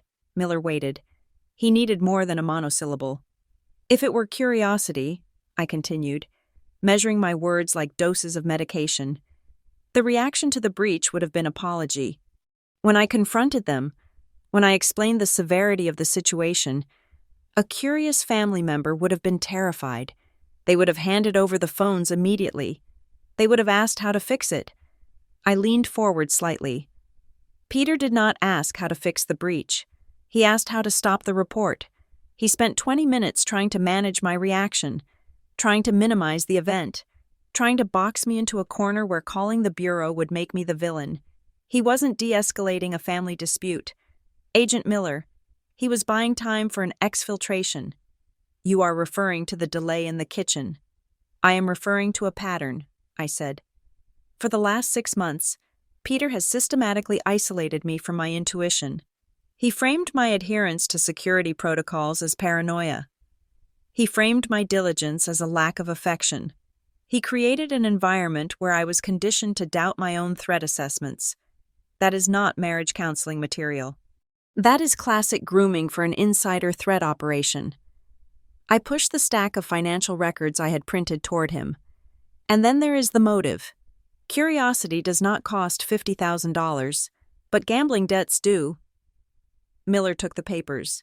He didn't look surprised. He looked like a man who had seen the math add up. I was not fully reinstated, but because of my unique knowledge of the threat architecture, I was granted a limited, supervised clearance to assist with the damage assessment. They put me in a small, windowless room in the basement of the annex, far away from the active operation floor. It was a purgatory, but it was a working purgatory. My task was to analyze the specific documents Miles had photographed and model the worst-case scenario if those images hit the open market. It was a grim exercise.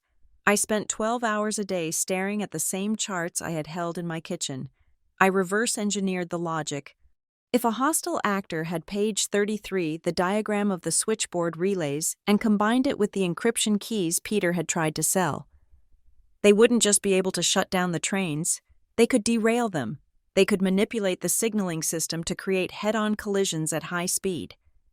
I wrote the assessment in cold technical language. Potential casualty estimate 400 to 600 in the first hour. Economic impact incalculable. Every time I typed a sentence, I thought of Tessa giggling. I thought of Miles saying it looked like a movie. They were children playing with a loaded gun. And Peter was the one who had taken the safety off. Outside the secure walls of the bureau, a different kind of war was being waged. The Lockridge family, out on bail and desperate to control the narrative, had launched a social offensive, since they could not legally intimidate a federal witness. They went for the social jugular. They contacted everyone. My phone, which had been returned to me after the initial forensic sweep, began to fill with messages from people I barely knew, neighbors from our condo complex, the pastor of the church. Peter's parents attended, a man I had met exactly twice, Melissa. "We are praying for your heart to soften. The pastor's email read, "Family is a gift from God. The courts are for criminals, not for mothers and brothers. Please consider the damage you are doing to these good people." Diane had clearly been busy. She had painted a masterpiece of victimhood. In her version of the story, I was the cold, unfeeling bureaucrat who had snapped under pressure and swatted a fly with a sledgehammer. She told the neighbors I was mentally unstable. She told them I hated her because she was a traditional mother. It was a crude, clumsy strategy. Essentially, a high school bullying campaign applied to a federal indictment, but it was effective in its own small ecosystem. I received a letter in my physical mailbox, no return address, that just said, "Shame on you," in cut-out magazine letters. It didn't scare me.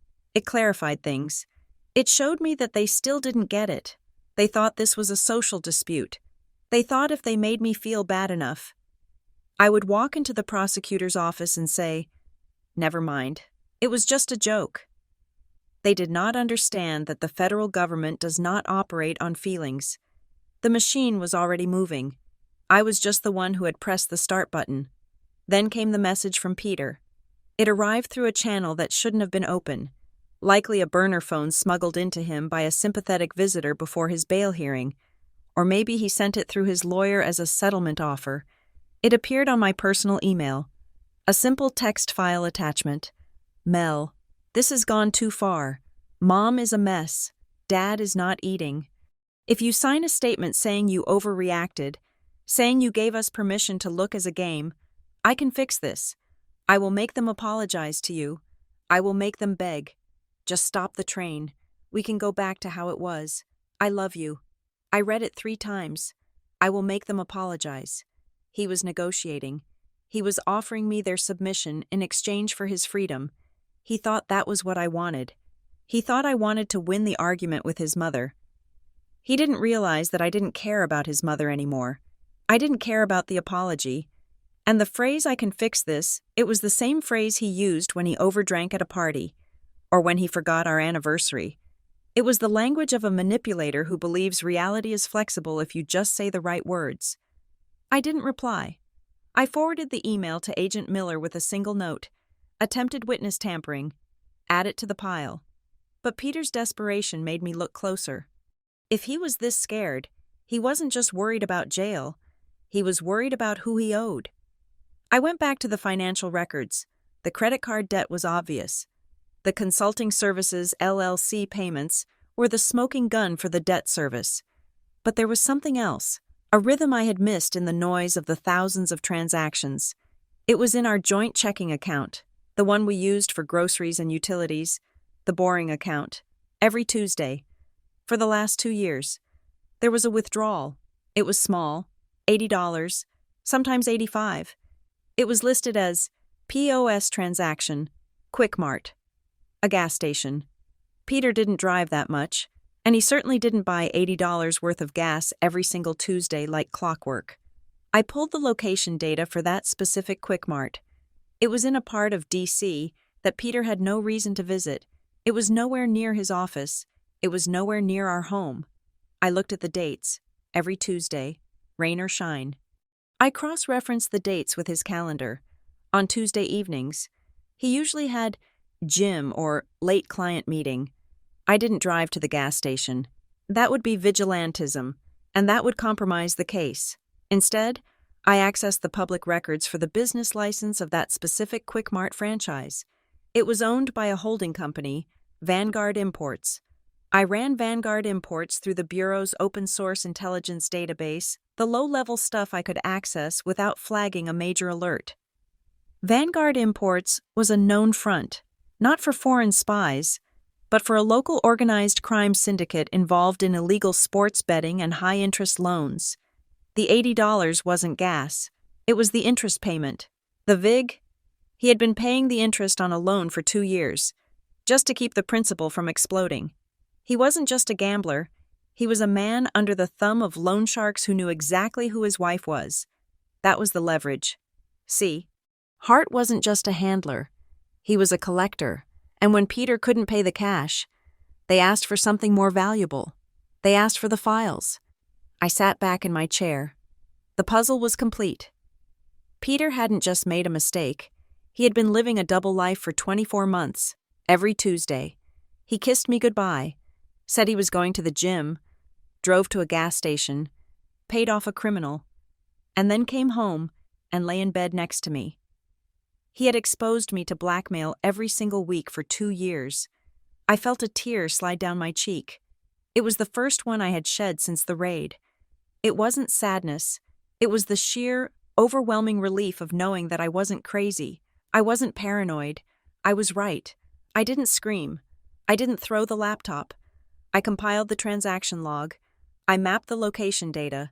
I linked the business license to the known syndicate file. I created a clean, objective intelligence packet. I walked it over to the Organized Crime Division. I didn't know the agents there well, but I knew the protocol. I believe this pertains to an active investigation regarding Peter Lockridge, I said to the intake officer. This establishes the coercion vector. Thank you. Agent Green, he said. We will take it from here. I walked out of the building. The sun was setting over the Capitol. The air was cold. I checked my phone. Another email from the pastor. Another hate comment on Tessa's Facebook post. Another plea from Peter's lawyer to meet and discuss a plea strategy. I deleted them all. Revenge, I realized as I walked toward the metro station, is not about inflicting pain. It is not about slashing tires or burning clothes or writing angry letters. That is what children do. That is what the Lockridges would do. Revenge, for a woman in my position, is simply stepping back and letting the consequences find their target. It is refusing to be the buffer. It is refusing to be the fix. Peter had spent 2 years using my clearance as collateral for his mistakes. He had invited the wolves to the door because he thought I would always be there to hold the lock shut. I had simply opened the door and walked away. The system would do the rest. The forensic accountants, the prosecutors, the organized crime investigators, they were the gears of the machine. I didn't need to push. I just needed to stop protecting him from the grind. I got on the train. I sat by the window. I watched the city blur by. I was alone. I was likely going to be divorced, possibly demoted, definitely isolated. But for the first time in a long time, I was safe.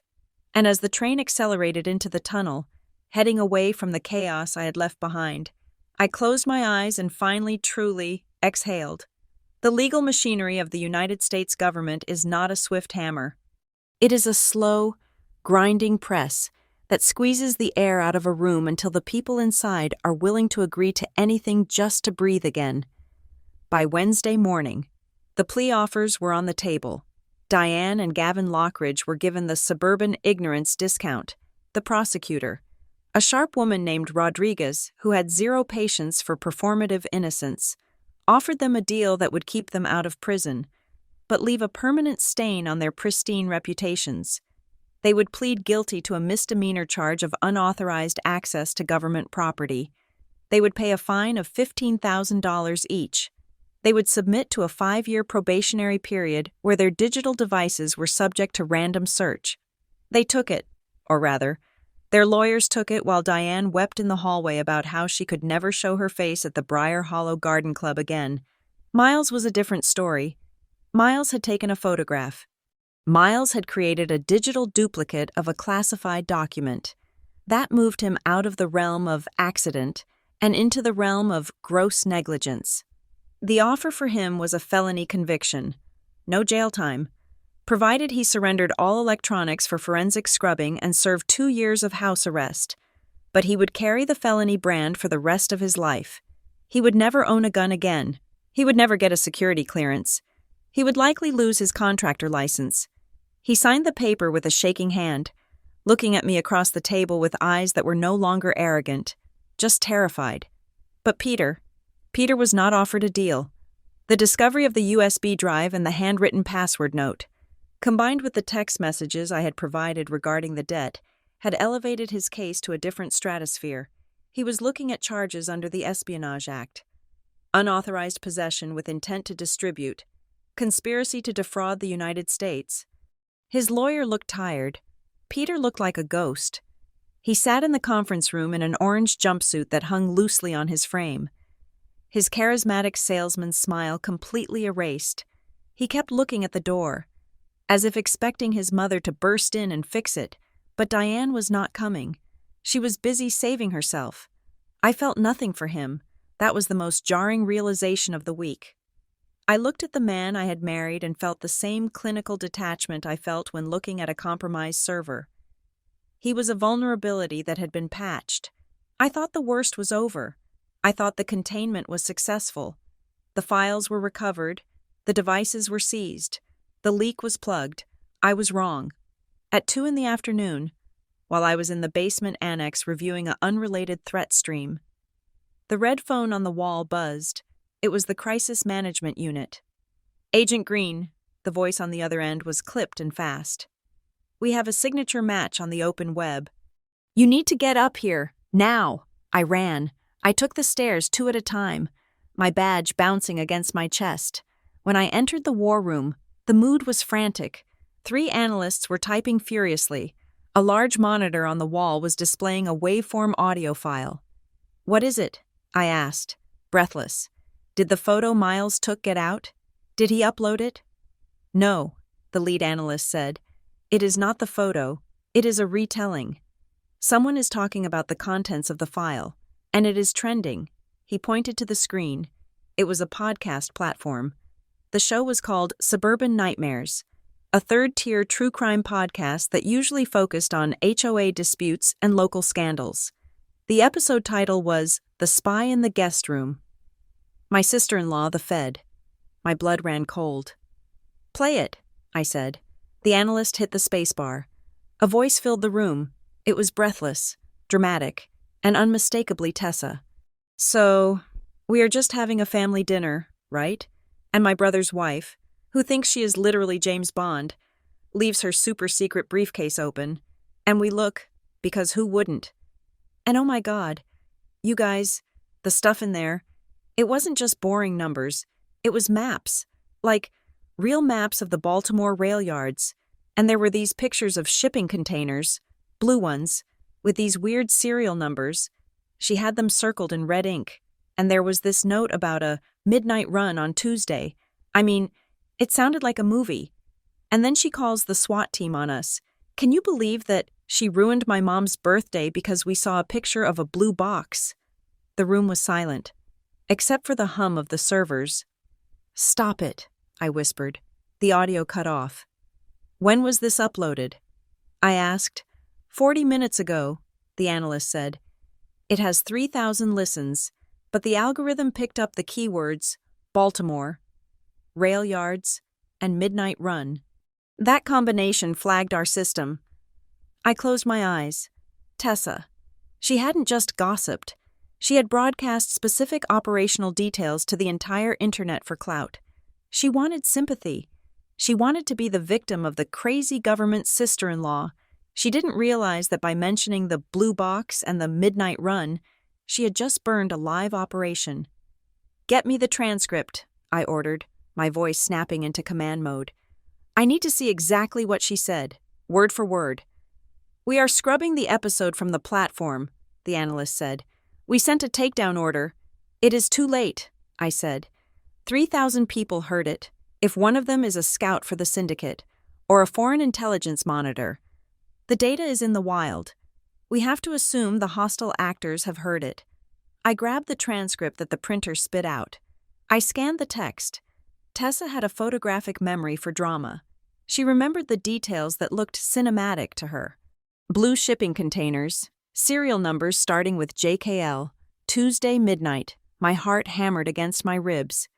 "Vance," I yelled for the assistant director. "We have a problem. The Baltimore operation. Operation Iron Horse. It is active. Right?" "Yes," Vance said, stepping out of his office. "The asset is scheduled for the handover tonight, at midnight." "Tessa just told the world to look for a blue container," I said, slamming the transcript on the table. "The asset is hiding in a blue container. That is the extraction point." Vance's face went pale. "Are you sure?"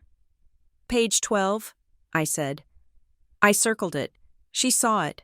She just described it on a podcast. "Abort," Vance shouted to the ops team. "Get the extraction team on the comms. We need to move the asset. Now. The drop zone is burned." For the next 60 minutes, the room was a chaotic symphony of encrypted chatter. I stood by the main console, wearing a headset, listening to the tactical team in Baltimore. "We are approaching the yard." The team leader's voice crackled. "We have eyes on the target container. It is exposed." "Hostile movement?" Vance asked. "Negative. Wait, I have 2 vehicles approaching the south gate. Civilian SUVs, moving fast." I gripped the edge of the desk. The podcast had been out for 40 minutes. That was enough time. That was enough time for someone to hear it, realize what it meant, and send a cleanup crew. "They are looking for the blue box," I said into the mic. "They know the color. Change the visual." "Say again," the team leader asked. "You cannot move the container in time," I said, my mind racing. "But you can change the visual. Do you have infrared strobes or tarps?" "We have camo netting," the leader said. "Cover it," I commanded. "Cover the blue container and uncover the red one next to it. Set a decoy." "Copy that. Executing." We listened in agonizing silence. We heard the sounds of the team moving heavy canvas. We heard the engines of the approaching SUVs getting louder. "Vehicles are breaching the gate," the team leader whispered. "They are bypassing security. They are armed. They are heading straight for the stack." "Hold fire," Vance ordered. "Let them commit. They are passing the decoy no. They are stopping. They are stopping at the red container. They think it is the target." "Take them," Vance said. The sound of flashbang grenades over the radio was deafening. Then came the shouting, then the silence. "Target secure," the team leader said, his voice breathless. "Subject is safe. We have 4 hostiles in custody. They were carrying incendiary devices. They were going to torch the container." I pulled the headset off and dropped it onto the desk. My hands were shaking. They were going to burn it. They were going to burn a human being alive inside a metal box because my sister-in-law wanted more followers on social media. I sat down in the nearest chair. I felt sick. Vance walked over to me. He put a hand on my shoulder. "Good call on the decoy," he said. "You saved him. Green?" "I shouldn't have had to," I said bitterly. The fallout was immediate.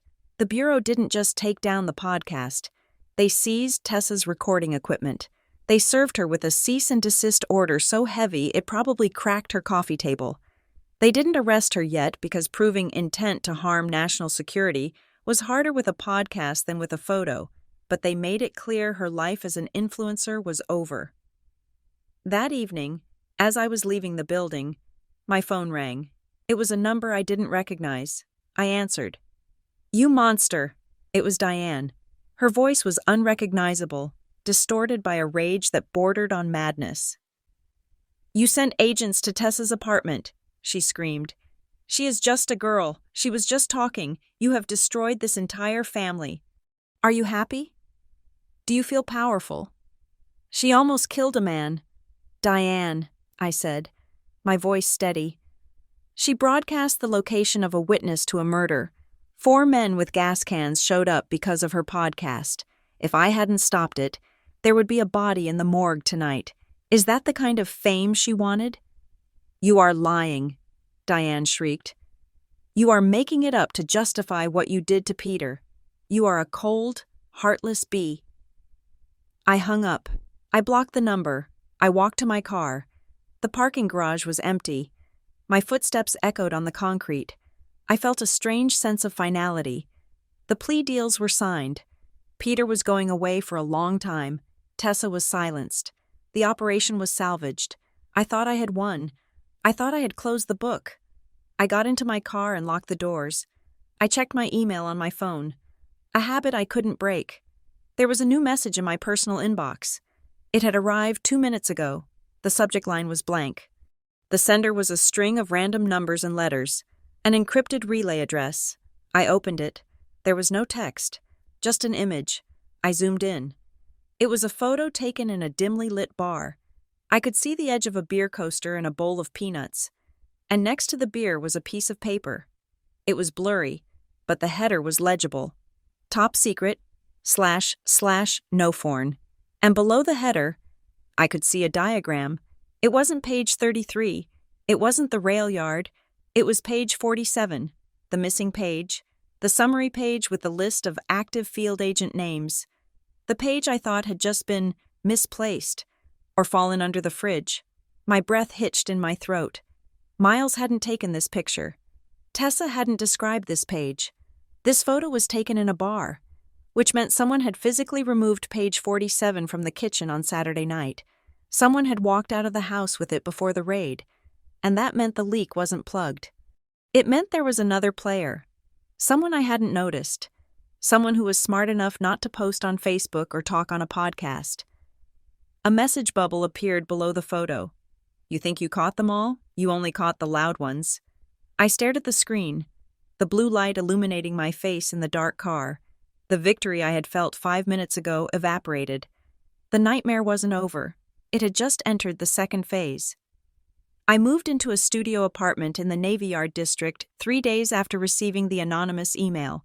It was a sterile, glass-walled box on the 14th floor with a view of the Anacostia River. The rent was $2,800 a month, which was 40% of my take-home pay. But I wasn't paying for the view. I was paying for the 24-hour concierge, the key fob elevator access, and the reinforced steel door that locked with a satisfying, heavy thud. It was a fortress. It was also a prison. I filed the divorce papers on a Tuesday. My lawyer, a woman named Sarah who specialized in dissolving marriages involving security clearances, told me it would be messy. She was right. Peter wasn't just fighting for assets. He was fighting for a narrative, from his holding cell, and later from house arrest at his parents' home where he was awaiting trial. Peter launched a PR campaign that would have impressed a K Street firm. He didn't use press releases. He used the Whisper Network. Melissa always had a God complex, he told our mutual friend, David, who then stopped returning my texts. She loved the power. She loved knowing things we didn't. This wasn't about the files. Dave, she set us up. She wanted to humiliate my mom because she never felt accepted. It was a brilliant lie because it contained a grain of emotional truth. I didn't feel accepted, but he twisted that insecurity into a motive for entrapment. I walked into the bureau every morning feeling like a ghost. My clearance was restored, but the trust was fractured. I saw it in the way colleagues stopped talking when I entered the break room. I saw it in the way junior analysts looked at me not with respect, but with fear. I was the woman who arrested her own husband. I was the risk in the intelligence community. Being right isn't always enough. You also have to be invisible. I was now highly visible. Agent Green, my supervisor said one morning, handing me a stack of low-level briefing papers. Maybe keep a low profile this week. Let the heat die down. The heat isn't coming from me, sir, I said. I know, he replied, not meeting my eyes. But it is directed at you. The isolation was total. I ate dinner alone at my kitchen island, scrolling through photos on my phone, deleting every picture that had Peter in it. It was a digital amputation. Then the letter from Diane arrived. It wasn't an email. It was a handwritten note on her personalized stationery, the heavy cream cardstock she was so proud of. It had been forwarded to my lawyer, who scanned it and sent it to me. Melissa, I write this with a heavy heart. I only ever wanted to be close to you. I wanted to understand your world because I loved you like a daughter. Was that such a crime to want to know what my daughter-in-law did all day? You have chosen your career over people. You have chosen ink and paper over flesh and blood. I hope the government can hug you at night.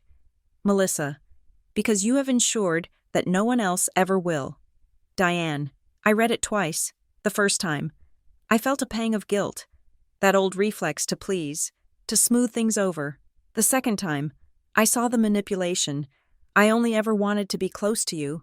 That was a lie. She wanted to own me. She wanted to absorb me into the Lockridge Collective. And when she couldn't, she tried to break me. I remembered a fight Peter and I had 2 years ago. We were at a party, and I had refused to answer a question about my work from his college roommate. Later, in the car, Peter had snapped. You don't know how to live. Mel, he had said, gripping the steering wheel. "You are so rigid. It makes people uncomfortable. You make me uncomfortable." I had apologized then. I had promised to be softer. Now, sitting in my empty apartment, I realized that rigid was just his word for secure. He hadn't been critiquing my social skills. He had been shaming my boundaries. He needed me to be porous so he could get what he wanted. I poured a glass of wine and opened my laptop. I wasn't going to be soft anymore. I logged into the few remaining shared accounts that hadn't been frozen. Peter had been smart, or so he thought. He had removed his name from the joint checking. But he had forgotten about the loyalty rewards accounts, airline miles, hotel points, the digital detritus of a marriage. I saw a login from 2 days ago on our shared airline account. He was liquidating assets, even the small ones. I didn't just change the password. I called the fraud department. I flagged the transfer. I froze the account. Then I did the same for the credit card rewards, the grocery store points, even the streaming services. It wasn't about the miles. It was about closing the windows he was still trying to climb through. The next morning, my lawyer called. "We have a problem," Sarah said. Her voice was tight. "Or maybe an opportunity. Depends on how you look at it." "What is it?" I asked, putting my coffee down. "Peter is violating his bail conditions." "How?" I asked. "He is on house arrest. He has an ankle monitor." "He does," Sarah said. "But he is allowed supervised visits with legal counsel. We have a tip from the prosecutor's office. Peter has been meeting with a paralegal named Cassandra Hart." My blood went cold. "See? Hart. Cassandra Hart isn't a paralegal," I said. "There is no paralegal named Hart at his firm." "Exactly," Sarah said. "But she is signed into the visitation log. We think she is the courier. We think she is the link to the syndicate." "Why haven't they arrested her?" "They are watching her," Sarah explained. "They want to see who she reports to. But Melissa, this means Peter isn't done. He isn't scared. He is still operating." I hung up the phone and stared out the window at the gray waters of the Anacostia. Peter wasn't just trying to pay a debt anymore. He was trying to finish the job. He was still meeting with them. Why? The answer arrived on my phone 10 minutes later. A text message from a blocked number. "Did you check under the fridge? Or maybe page 47 was never in the kitchen." My heart hammered against my ribs. It was a taunt, a specific, cruel reference to the moment in the kitchen when Miles had joked about the missing page. "Maybe it's under the fridge," Miles had said. But the sender wasn't Miles. Miles didn't have a phone. Miles was terrified. This was Peter, or someone Peter was feeding lines to. They were telling me they had the page with the list of names, the page 47 that had vanished. If they had it, why hadn't they released it? Why hadn't they sold it unless the sale hadn't happened yet? Unless the price of page 47 wasn't money. I looked at the text again. Page 47 was never in the kitchen. I closed my eyes and replayed that night. I saw myself running. I saw myself entering the house. I saw the bag unzipped. Peter had been in the kitchen. Diane had been in the kitchen. Miles had been in the kitchen. Who hadn't been in the kitchen? I realized then that Peter wasn't just a desperate gambler. He was a man who hated me. He hated that I was the strong one. He hated that I held the keys. And now, he didn't just want to escape prison. He wanted to destroy the career that made me superior to him. He was dangling the page. He was provoking me. He wanted me to react. He wanted me to storm over to his parents' house, to violate the restraining order, to scream and yell so he could tell the judge, "See, she is crazy. She is harassing me." He wanted to drag me down into the mud with him. I stood up. I walked to the mirror in the hallway. I looked at myself. I looked tired. I looked pale. But I didn't look crazy. "No," I said aloud to the empty room. I wasn't going to run to Ohio. I wasn't going to reply to the text. I wasn't going to play his game. If Peter wanted to play cat and mouse, he was forgetting one crucial thing about his wife. I wasn't the mouse. I was the one who designed the maze. I sat down at my computer. I opened a secure channel to the team monitoring Peter's house arrest. "This is Agent Green," I typed. I have reason to believe the subject is using an analog method to communicate with an external hostile during legal visits, requesting authorization to deploy a passive audio capture on the visitation room. On what grounds? The prompt returned. I looked at the text message on my phone. Subject is in possession of unrecovered Class A material, I typed, and he is using it to solicit a reaction from a federal agent. He is active. I hit send. I wasn't going to chase him. I was going to stand perfectly still. I was going to let him think he was winning. I was going to let him think his little paralegal trick was working. And when he handed over that page, when he finally felt safe enough to make the move, I would be there. Not as his wife, not as his victim, but as the person who was going to lock the door behind him. For good. The operational briefing took place in a windowless van parked 3 blocks from the district court. It was not the way I had envisioned ending my marriage. Huddled with 4 tactical agents and a surveillance tech, discussing my husband as a primary target. We are calling this a controlled pass, the lead agent, a man named Sullivan with eyes like flint, told me. The objective is to establish the intent to distribute. We know Peter is desperate. The syndicate is squeezing him. He missed the delivery on the original timeline. He needs a win to save his skin.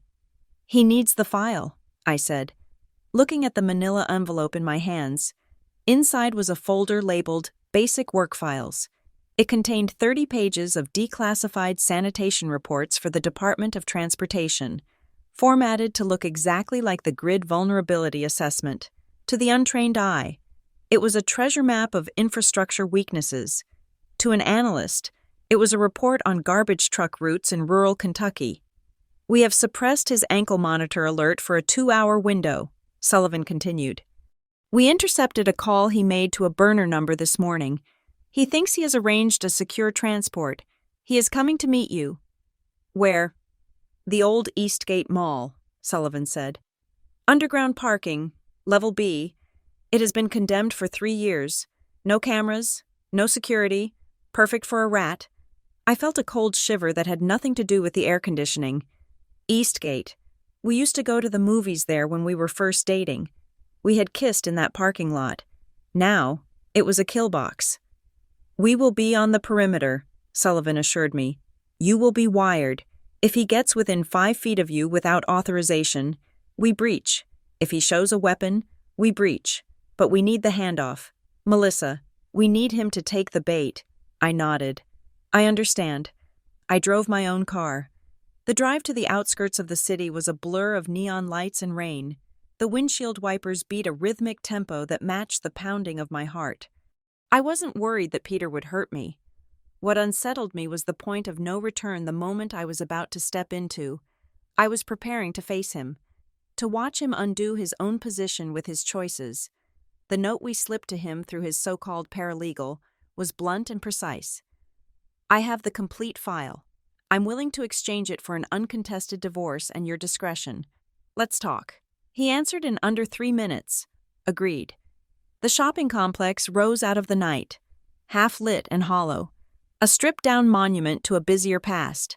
Most of the building was closed, but the public parking structure remained open, monitored by security cameras and late-night lighting. I guided the car down the ramp. The atmosphere shifted immediately cooler, humid, carrying the faint smell of concrete and rainwater. Fluorescent lights hummed overhead, casting long shadows across tagged pillars and abandoned shopping carts. I parked in a marked space near the security office, its glass front dark but intact. I turned off the ignition. Quiet. I glanced at my watch. 11:45 p.m. We have you. Green. Sullivan's voice whispered in my earpiece, no larger than a hearing aid. Visual is grainy, but audio is 5 by 5. Stay in the car until you see him. I waited. 5 minutes passed, then 10, then the sound of an engine, a heavy V8 engine. A dark sedan rolled down the ramp. It didn't have its headlights on, only the parking lights, casting an eerie amber glow. It moved slowly, prowling. It pulled up alongside my car, facing the opposite direction. Driver window to driver window. The window rolled down. It was Peter. He looked terrible. He had lost 15 pounds. His skin was sallow, his eyes sunken and rimmed with dark circles. The arrogance was gone, replaced by a twitchy, feral energy. He was wearing a dark hoodie, the hood pulled up, but I could still see the fear radiating off him. I rolled down my window. "You came," he said. His voice was raspy. "I want this over." "Peter," I said, keeping my hands on the steering wheel where the hidden camera in the dashboard could see them. "I want you out of my life. I want the emails to stop. I want the threats to stop." "I didn't threaten you," he said quickly, glancing at his rearview mirror. I needed you to understand the stakes. They are not playing. Mel, if I don't give them something, they are going to hurt people, real people." "So you steal from me?" I asked. "You sell out your country to pay a bookie."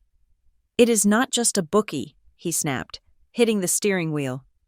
"It is bigger than that. You don't get it. You never got it. You think you are the only one with secrets. I have been protecting us. Protecting us by putting a target on my back." I reached for the manila envelope on the passenger seat. "This is it. The full file. The unredacted assessment. Everything you missed in the kitchen." Peter's eyes locked onto the envelope. A hunger passed over his face that was nauseating to watch. It was the look of an addict seeing a syringe. "Give it to me," he said. "Who are you giving it to?" I asked. "C. Hart." Peter laughed. A short, bitter bark. "Hart is just a voice on a phone. No, I have a secure courier. Someone who can get it through the police lines." "A courier?" I asked. "Just give it to me, Mel, and then go. I will sign whatever you want tomorrow." I held the envelope out the window. My hand trembled slightly. This was the moment. The transfer of classified material, even fake material, was the crossing of the legal Rubicon. Peter reached out. His fingers brushed mine. His hand was cold and clammy. He snatched the envelope. He didn't check it. He didn't look inside. He just threw it onto his passenger seat. "Thank you," he whispered. "You saved me." "I didn't save you." "Peter," I said softly. "What?" Before he could answer, the rear passenger door of his car opened. I froze. We hadn't seen anyone in the back seat. The tint was too dark. A figure stepped out. A man, tall, broad-shouldered, wearing a leather jacket and jeans. I knew him. My breath caught in my throat. It wasn't a stranger. It wasn't a shadowy syndicate thug. It was Mark Reynolds. Officer Mark Reynolds of the Briar Hollow Police Department. Peter's best friend since high school. The man who had been the best man at our wedding. The man who had stood on the altar and handed Peter the ring. "Mark," I whispered. Mark looked at me. His face was impassive, hard. He walked around to Peter's window. "Did she give it up?" Mark asked Peter. "Yeah," Peter said, looking relieved. "It is all here, just like she said." "Good," Mark said. "Give it to me. I have the patrol car upstairs. I can bypass the checkpoints." Peter handed the envelope to Mark. "Mark, what are you doing?" I asked, my voice rising. "You are a cop. You know what this is." Mark looked at me with cold, dead eyes. "I know exactly what it is. Melissa, it is 50 grand for the department fund and another 50 for me. Peter messed up. I am cleaning it up." "You are C. Hart's courier?" I asked. "You are the inside man. Someone has to watch the neighborhood." Mark sneered. "Peter, let's go. We are burning daylight." Mark tucked the envelope under his arm and turned to walk back toward the ramp. "Breach," I heard Sullivan say in my ear. "Breach, breach, breach." The darkness exploded. Floodlights from the ceiling, which I hadn't even noticed, flared to blinding white life. "Federal agents freeze." The shout echoed off the concrete walls like a thunderclap. From the shadows of the pillars, 6 tactical operators materialized, weapons drawn. "Hands, get your hands up." Mark reacted instantly. He went for his waistband. "Drop it." 3 voices screamed in unison. Red laser dots danced across Mark's chest. He froze. He looked at the lasers, then at the envelope, then at the agents.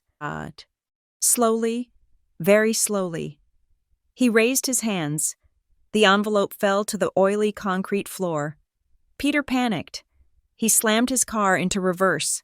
Tires screeched, burning rubber.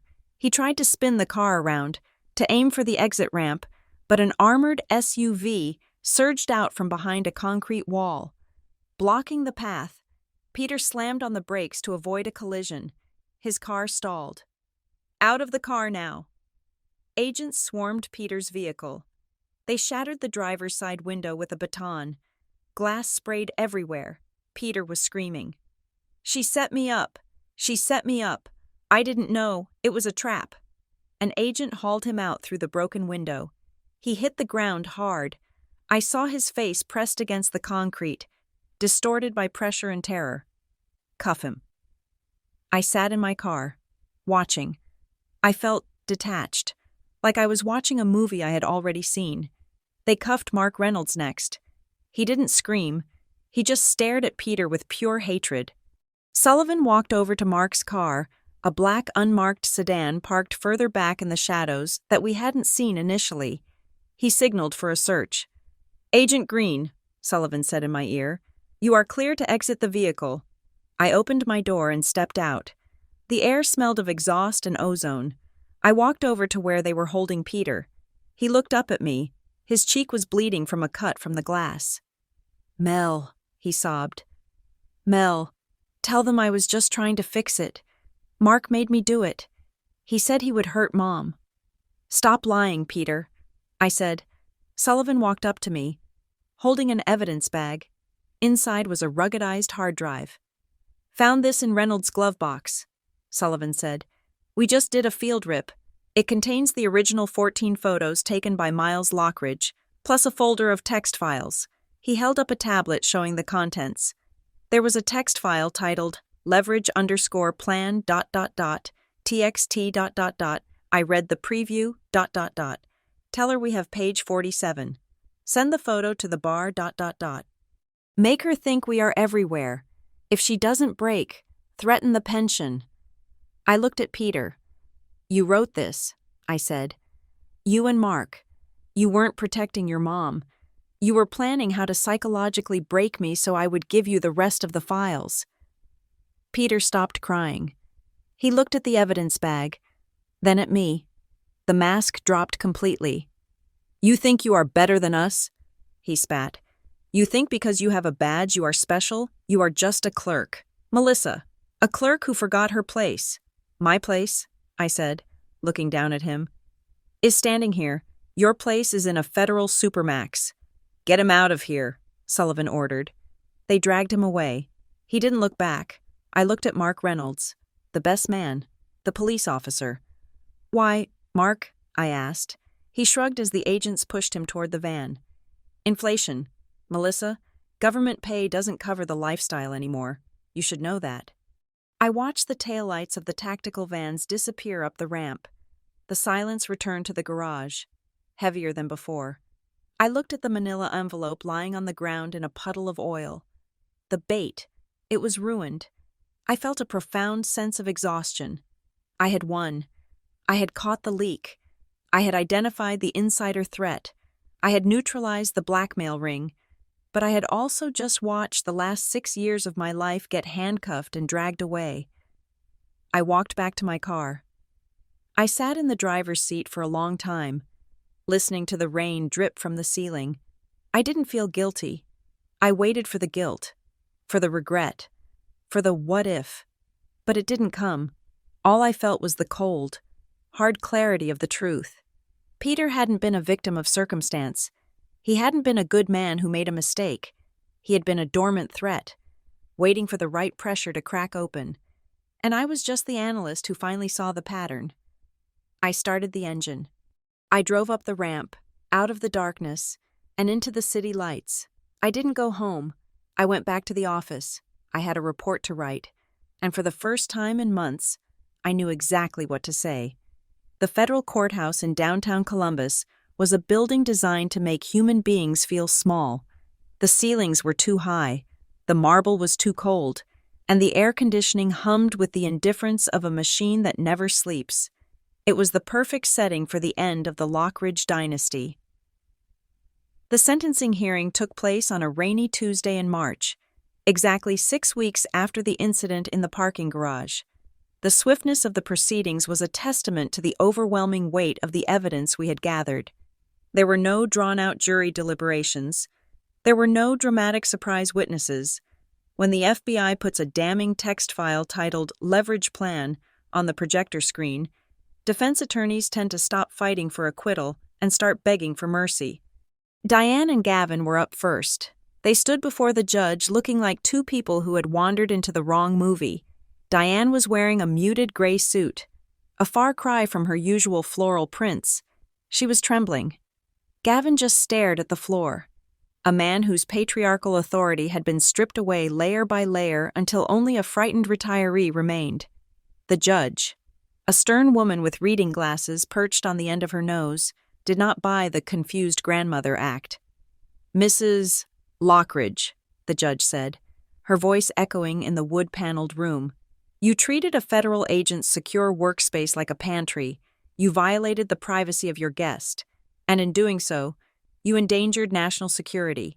Ignorance is not a defense when you deliberately pick a lock." The sentence was lenient by federal standards, but crushing by Briar Hollow standards. They pleaded guilty to unauthorized access to government property. They were sentenced to 3 years of probation, a fine of $25,000 each, and the part that hurt Diane the most, 200 hours of mandatory community service. Specifically, they were ordered to attend and complete a certified information security awareness course. The humiliation of sitting in a classroom learning about passwords alongside teenagers was a punishment designed specifically for their ego. Miles fared worse, because he had taken the photos and kept them on his phone. The charge stuck as a felony. He received 5 years of probation, 6 months of house arrest, and a permanent criminal record that stripped him of his contractor's license and his right to own a firearm. I watched him sign the paperwork. The arrogance was gone. He looked at me once, his eyes wet and angry, blaming me for the fact that he could no longer legally run his construction business. Tessa didn't go to jail, but she lost the only thing she cared about. The prosecutor nailed her on reckless endangerment for the podcast leak that nearly got a witness killed. Her plea deal included a strict ban from all social media platforms for 5 years. For an influencer, that was a digital death sentence. She sobbed openly when the gavel came down, mourning her follower count like a dead relative. And then, there was Peter. Peter sat at the defense table alone. Mark Reynolds, his former best friend and co-conspirator, had already turned state's evidence. Trading a reduced sentence for a full testimony against Peter, Mark had painted a vivid picture of a man who wasn't a victim of debt, but a willing participant in a scheme to monetize his wife's career. The prosecutor laid it all out: the timeline, the heart text messages, the meeting in the garage, the plan to gaslight me into handing over the final page. Peter's lawyer tried to argue that Peter was under duress, that he was threatened by the syndicate. The judge wasn't having it. "Mr. Lockridge," the judge said, peering over her glasses, "you had a wife who was a federal agent. You could have asked for help. You could have come clean. Instead, you chose to treat her security clearance as an ATM. You didn't just betray your marriage. You betrayed your country for $50,000. The sentence was severe. 12 years in federal prison, no parole eligibility for at least 10. When the bailiffs moved to cuff him, Peter didn't fight, he just slumped. The reality of a decade behind bars crashed down on him. He looked small. He looked like a stranger. The biggest revelation, however, didn't happen in the courtroom. It happened in the debriefing room at the bureau 2 days later. Assistant Director Vance slid a file across the metal table toward me. "You were right about Hart," Vance said. "It wasn't just a loan shark operation." I opened the file. It was a network map. At the bottom was Mark Reynolds. Above him was the local syndicate. But at the top, the Hart node connected to a known broker of industrial espionage based in Eastern Europe. The debt was real, Vance explained. But the syndicate knew who you were.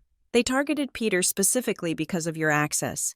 They let him win at the tables just enough to get him hooked. Then they crushed him with losses to force the leverage. The basic work files he tried to steal.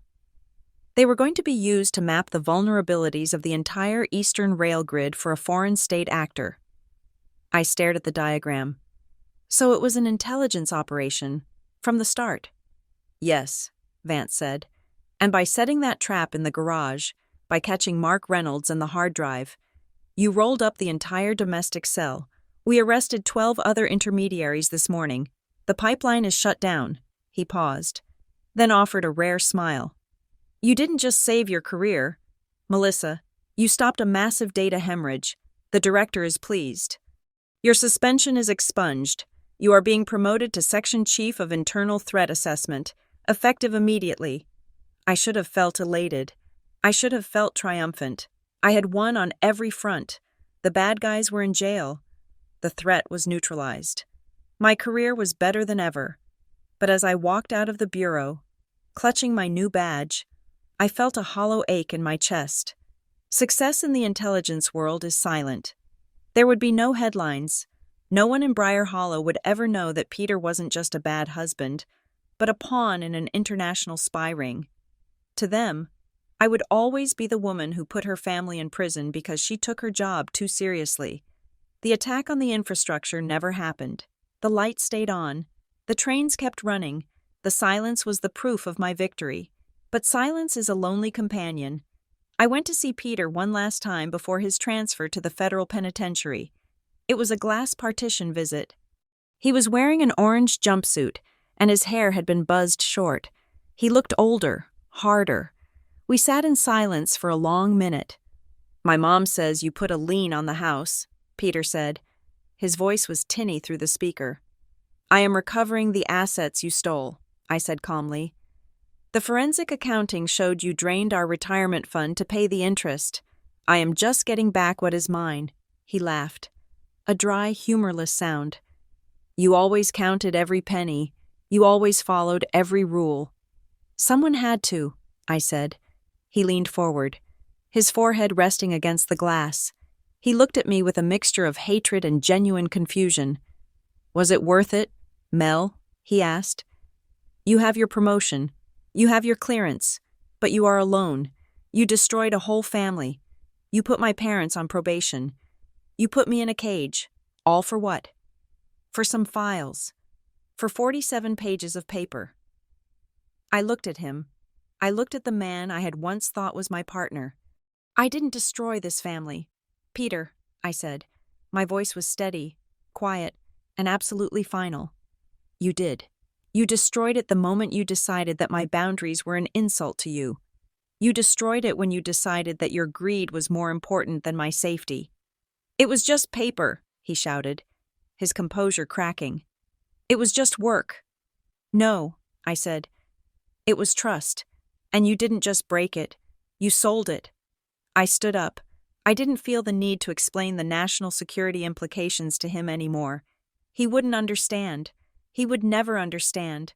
To him, rules were just obstacles to getting what he wanted. I didn't put you in a cage, I said, looking down at him. I just stopped holding the door open for you.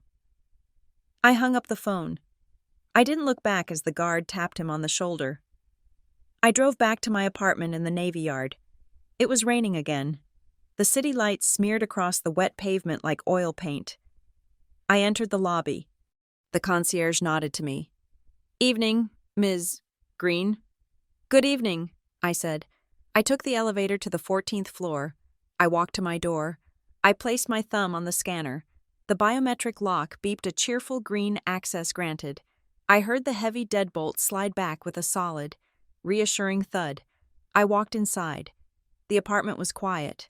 It was empty. There were no family dinners waiting. There were no husband's shoes by the door. I put my keys in the bowl. I took off my badge and placed it in the safe in the closet. I locked the safe. I walked to the window and looked out at the river. Diane and the rest of them would spend the rest of their lives telling a story about how I was the villain. They needed that story. It was the only way they could live with themselves. They would paint me as the cold, heartless Fed who chose the state over the heart. Let them talk. I wasn't a villain. I wasn't a hero. I was a woman who had finally learned the most brutal lesson of American adulthood. Justice does not heal you. It does not fix the heartbreak. It does not bring back the years you wasted on the wrong people, but it does stop the manipulation. It draws a line in the sand that says no more. I poured myself a glass of water. I stood in the center of my silent, secure fortress. I was alone, but for the first time in 6 years. I wasn't watching my back. I wasn't wondering who was reading my texts. I wasn't wondering if the person saying I love you was actually calculating my net worth. This was a sovereign loneliness. It was cold. Yes, but it was safe. And as I took a sip of water, looking at the reflection of a woman who had survived the betrayal of the people she loved most, I realized that safety was enough. It had to be enough. Thank you so much for listening to this story. Justice can be cold, but sometimes it is the only thing that keeps us warm. I would love to know where you are tuning in from today. Are you listening from a quiet apartment like Melissa? Or maybe on your commute? Please leave a comment below sharing your location and your thoughts on whether you think Melissa made the right choice. If you enjoyed this story, please subscribe to the Juliet Revenge Stories channel, like this video, and hit that hype button to help this story reach more people who need to hear it. Stay safe and watch your boundaries.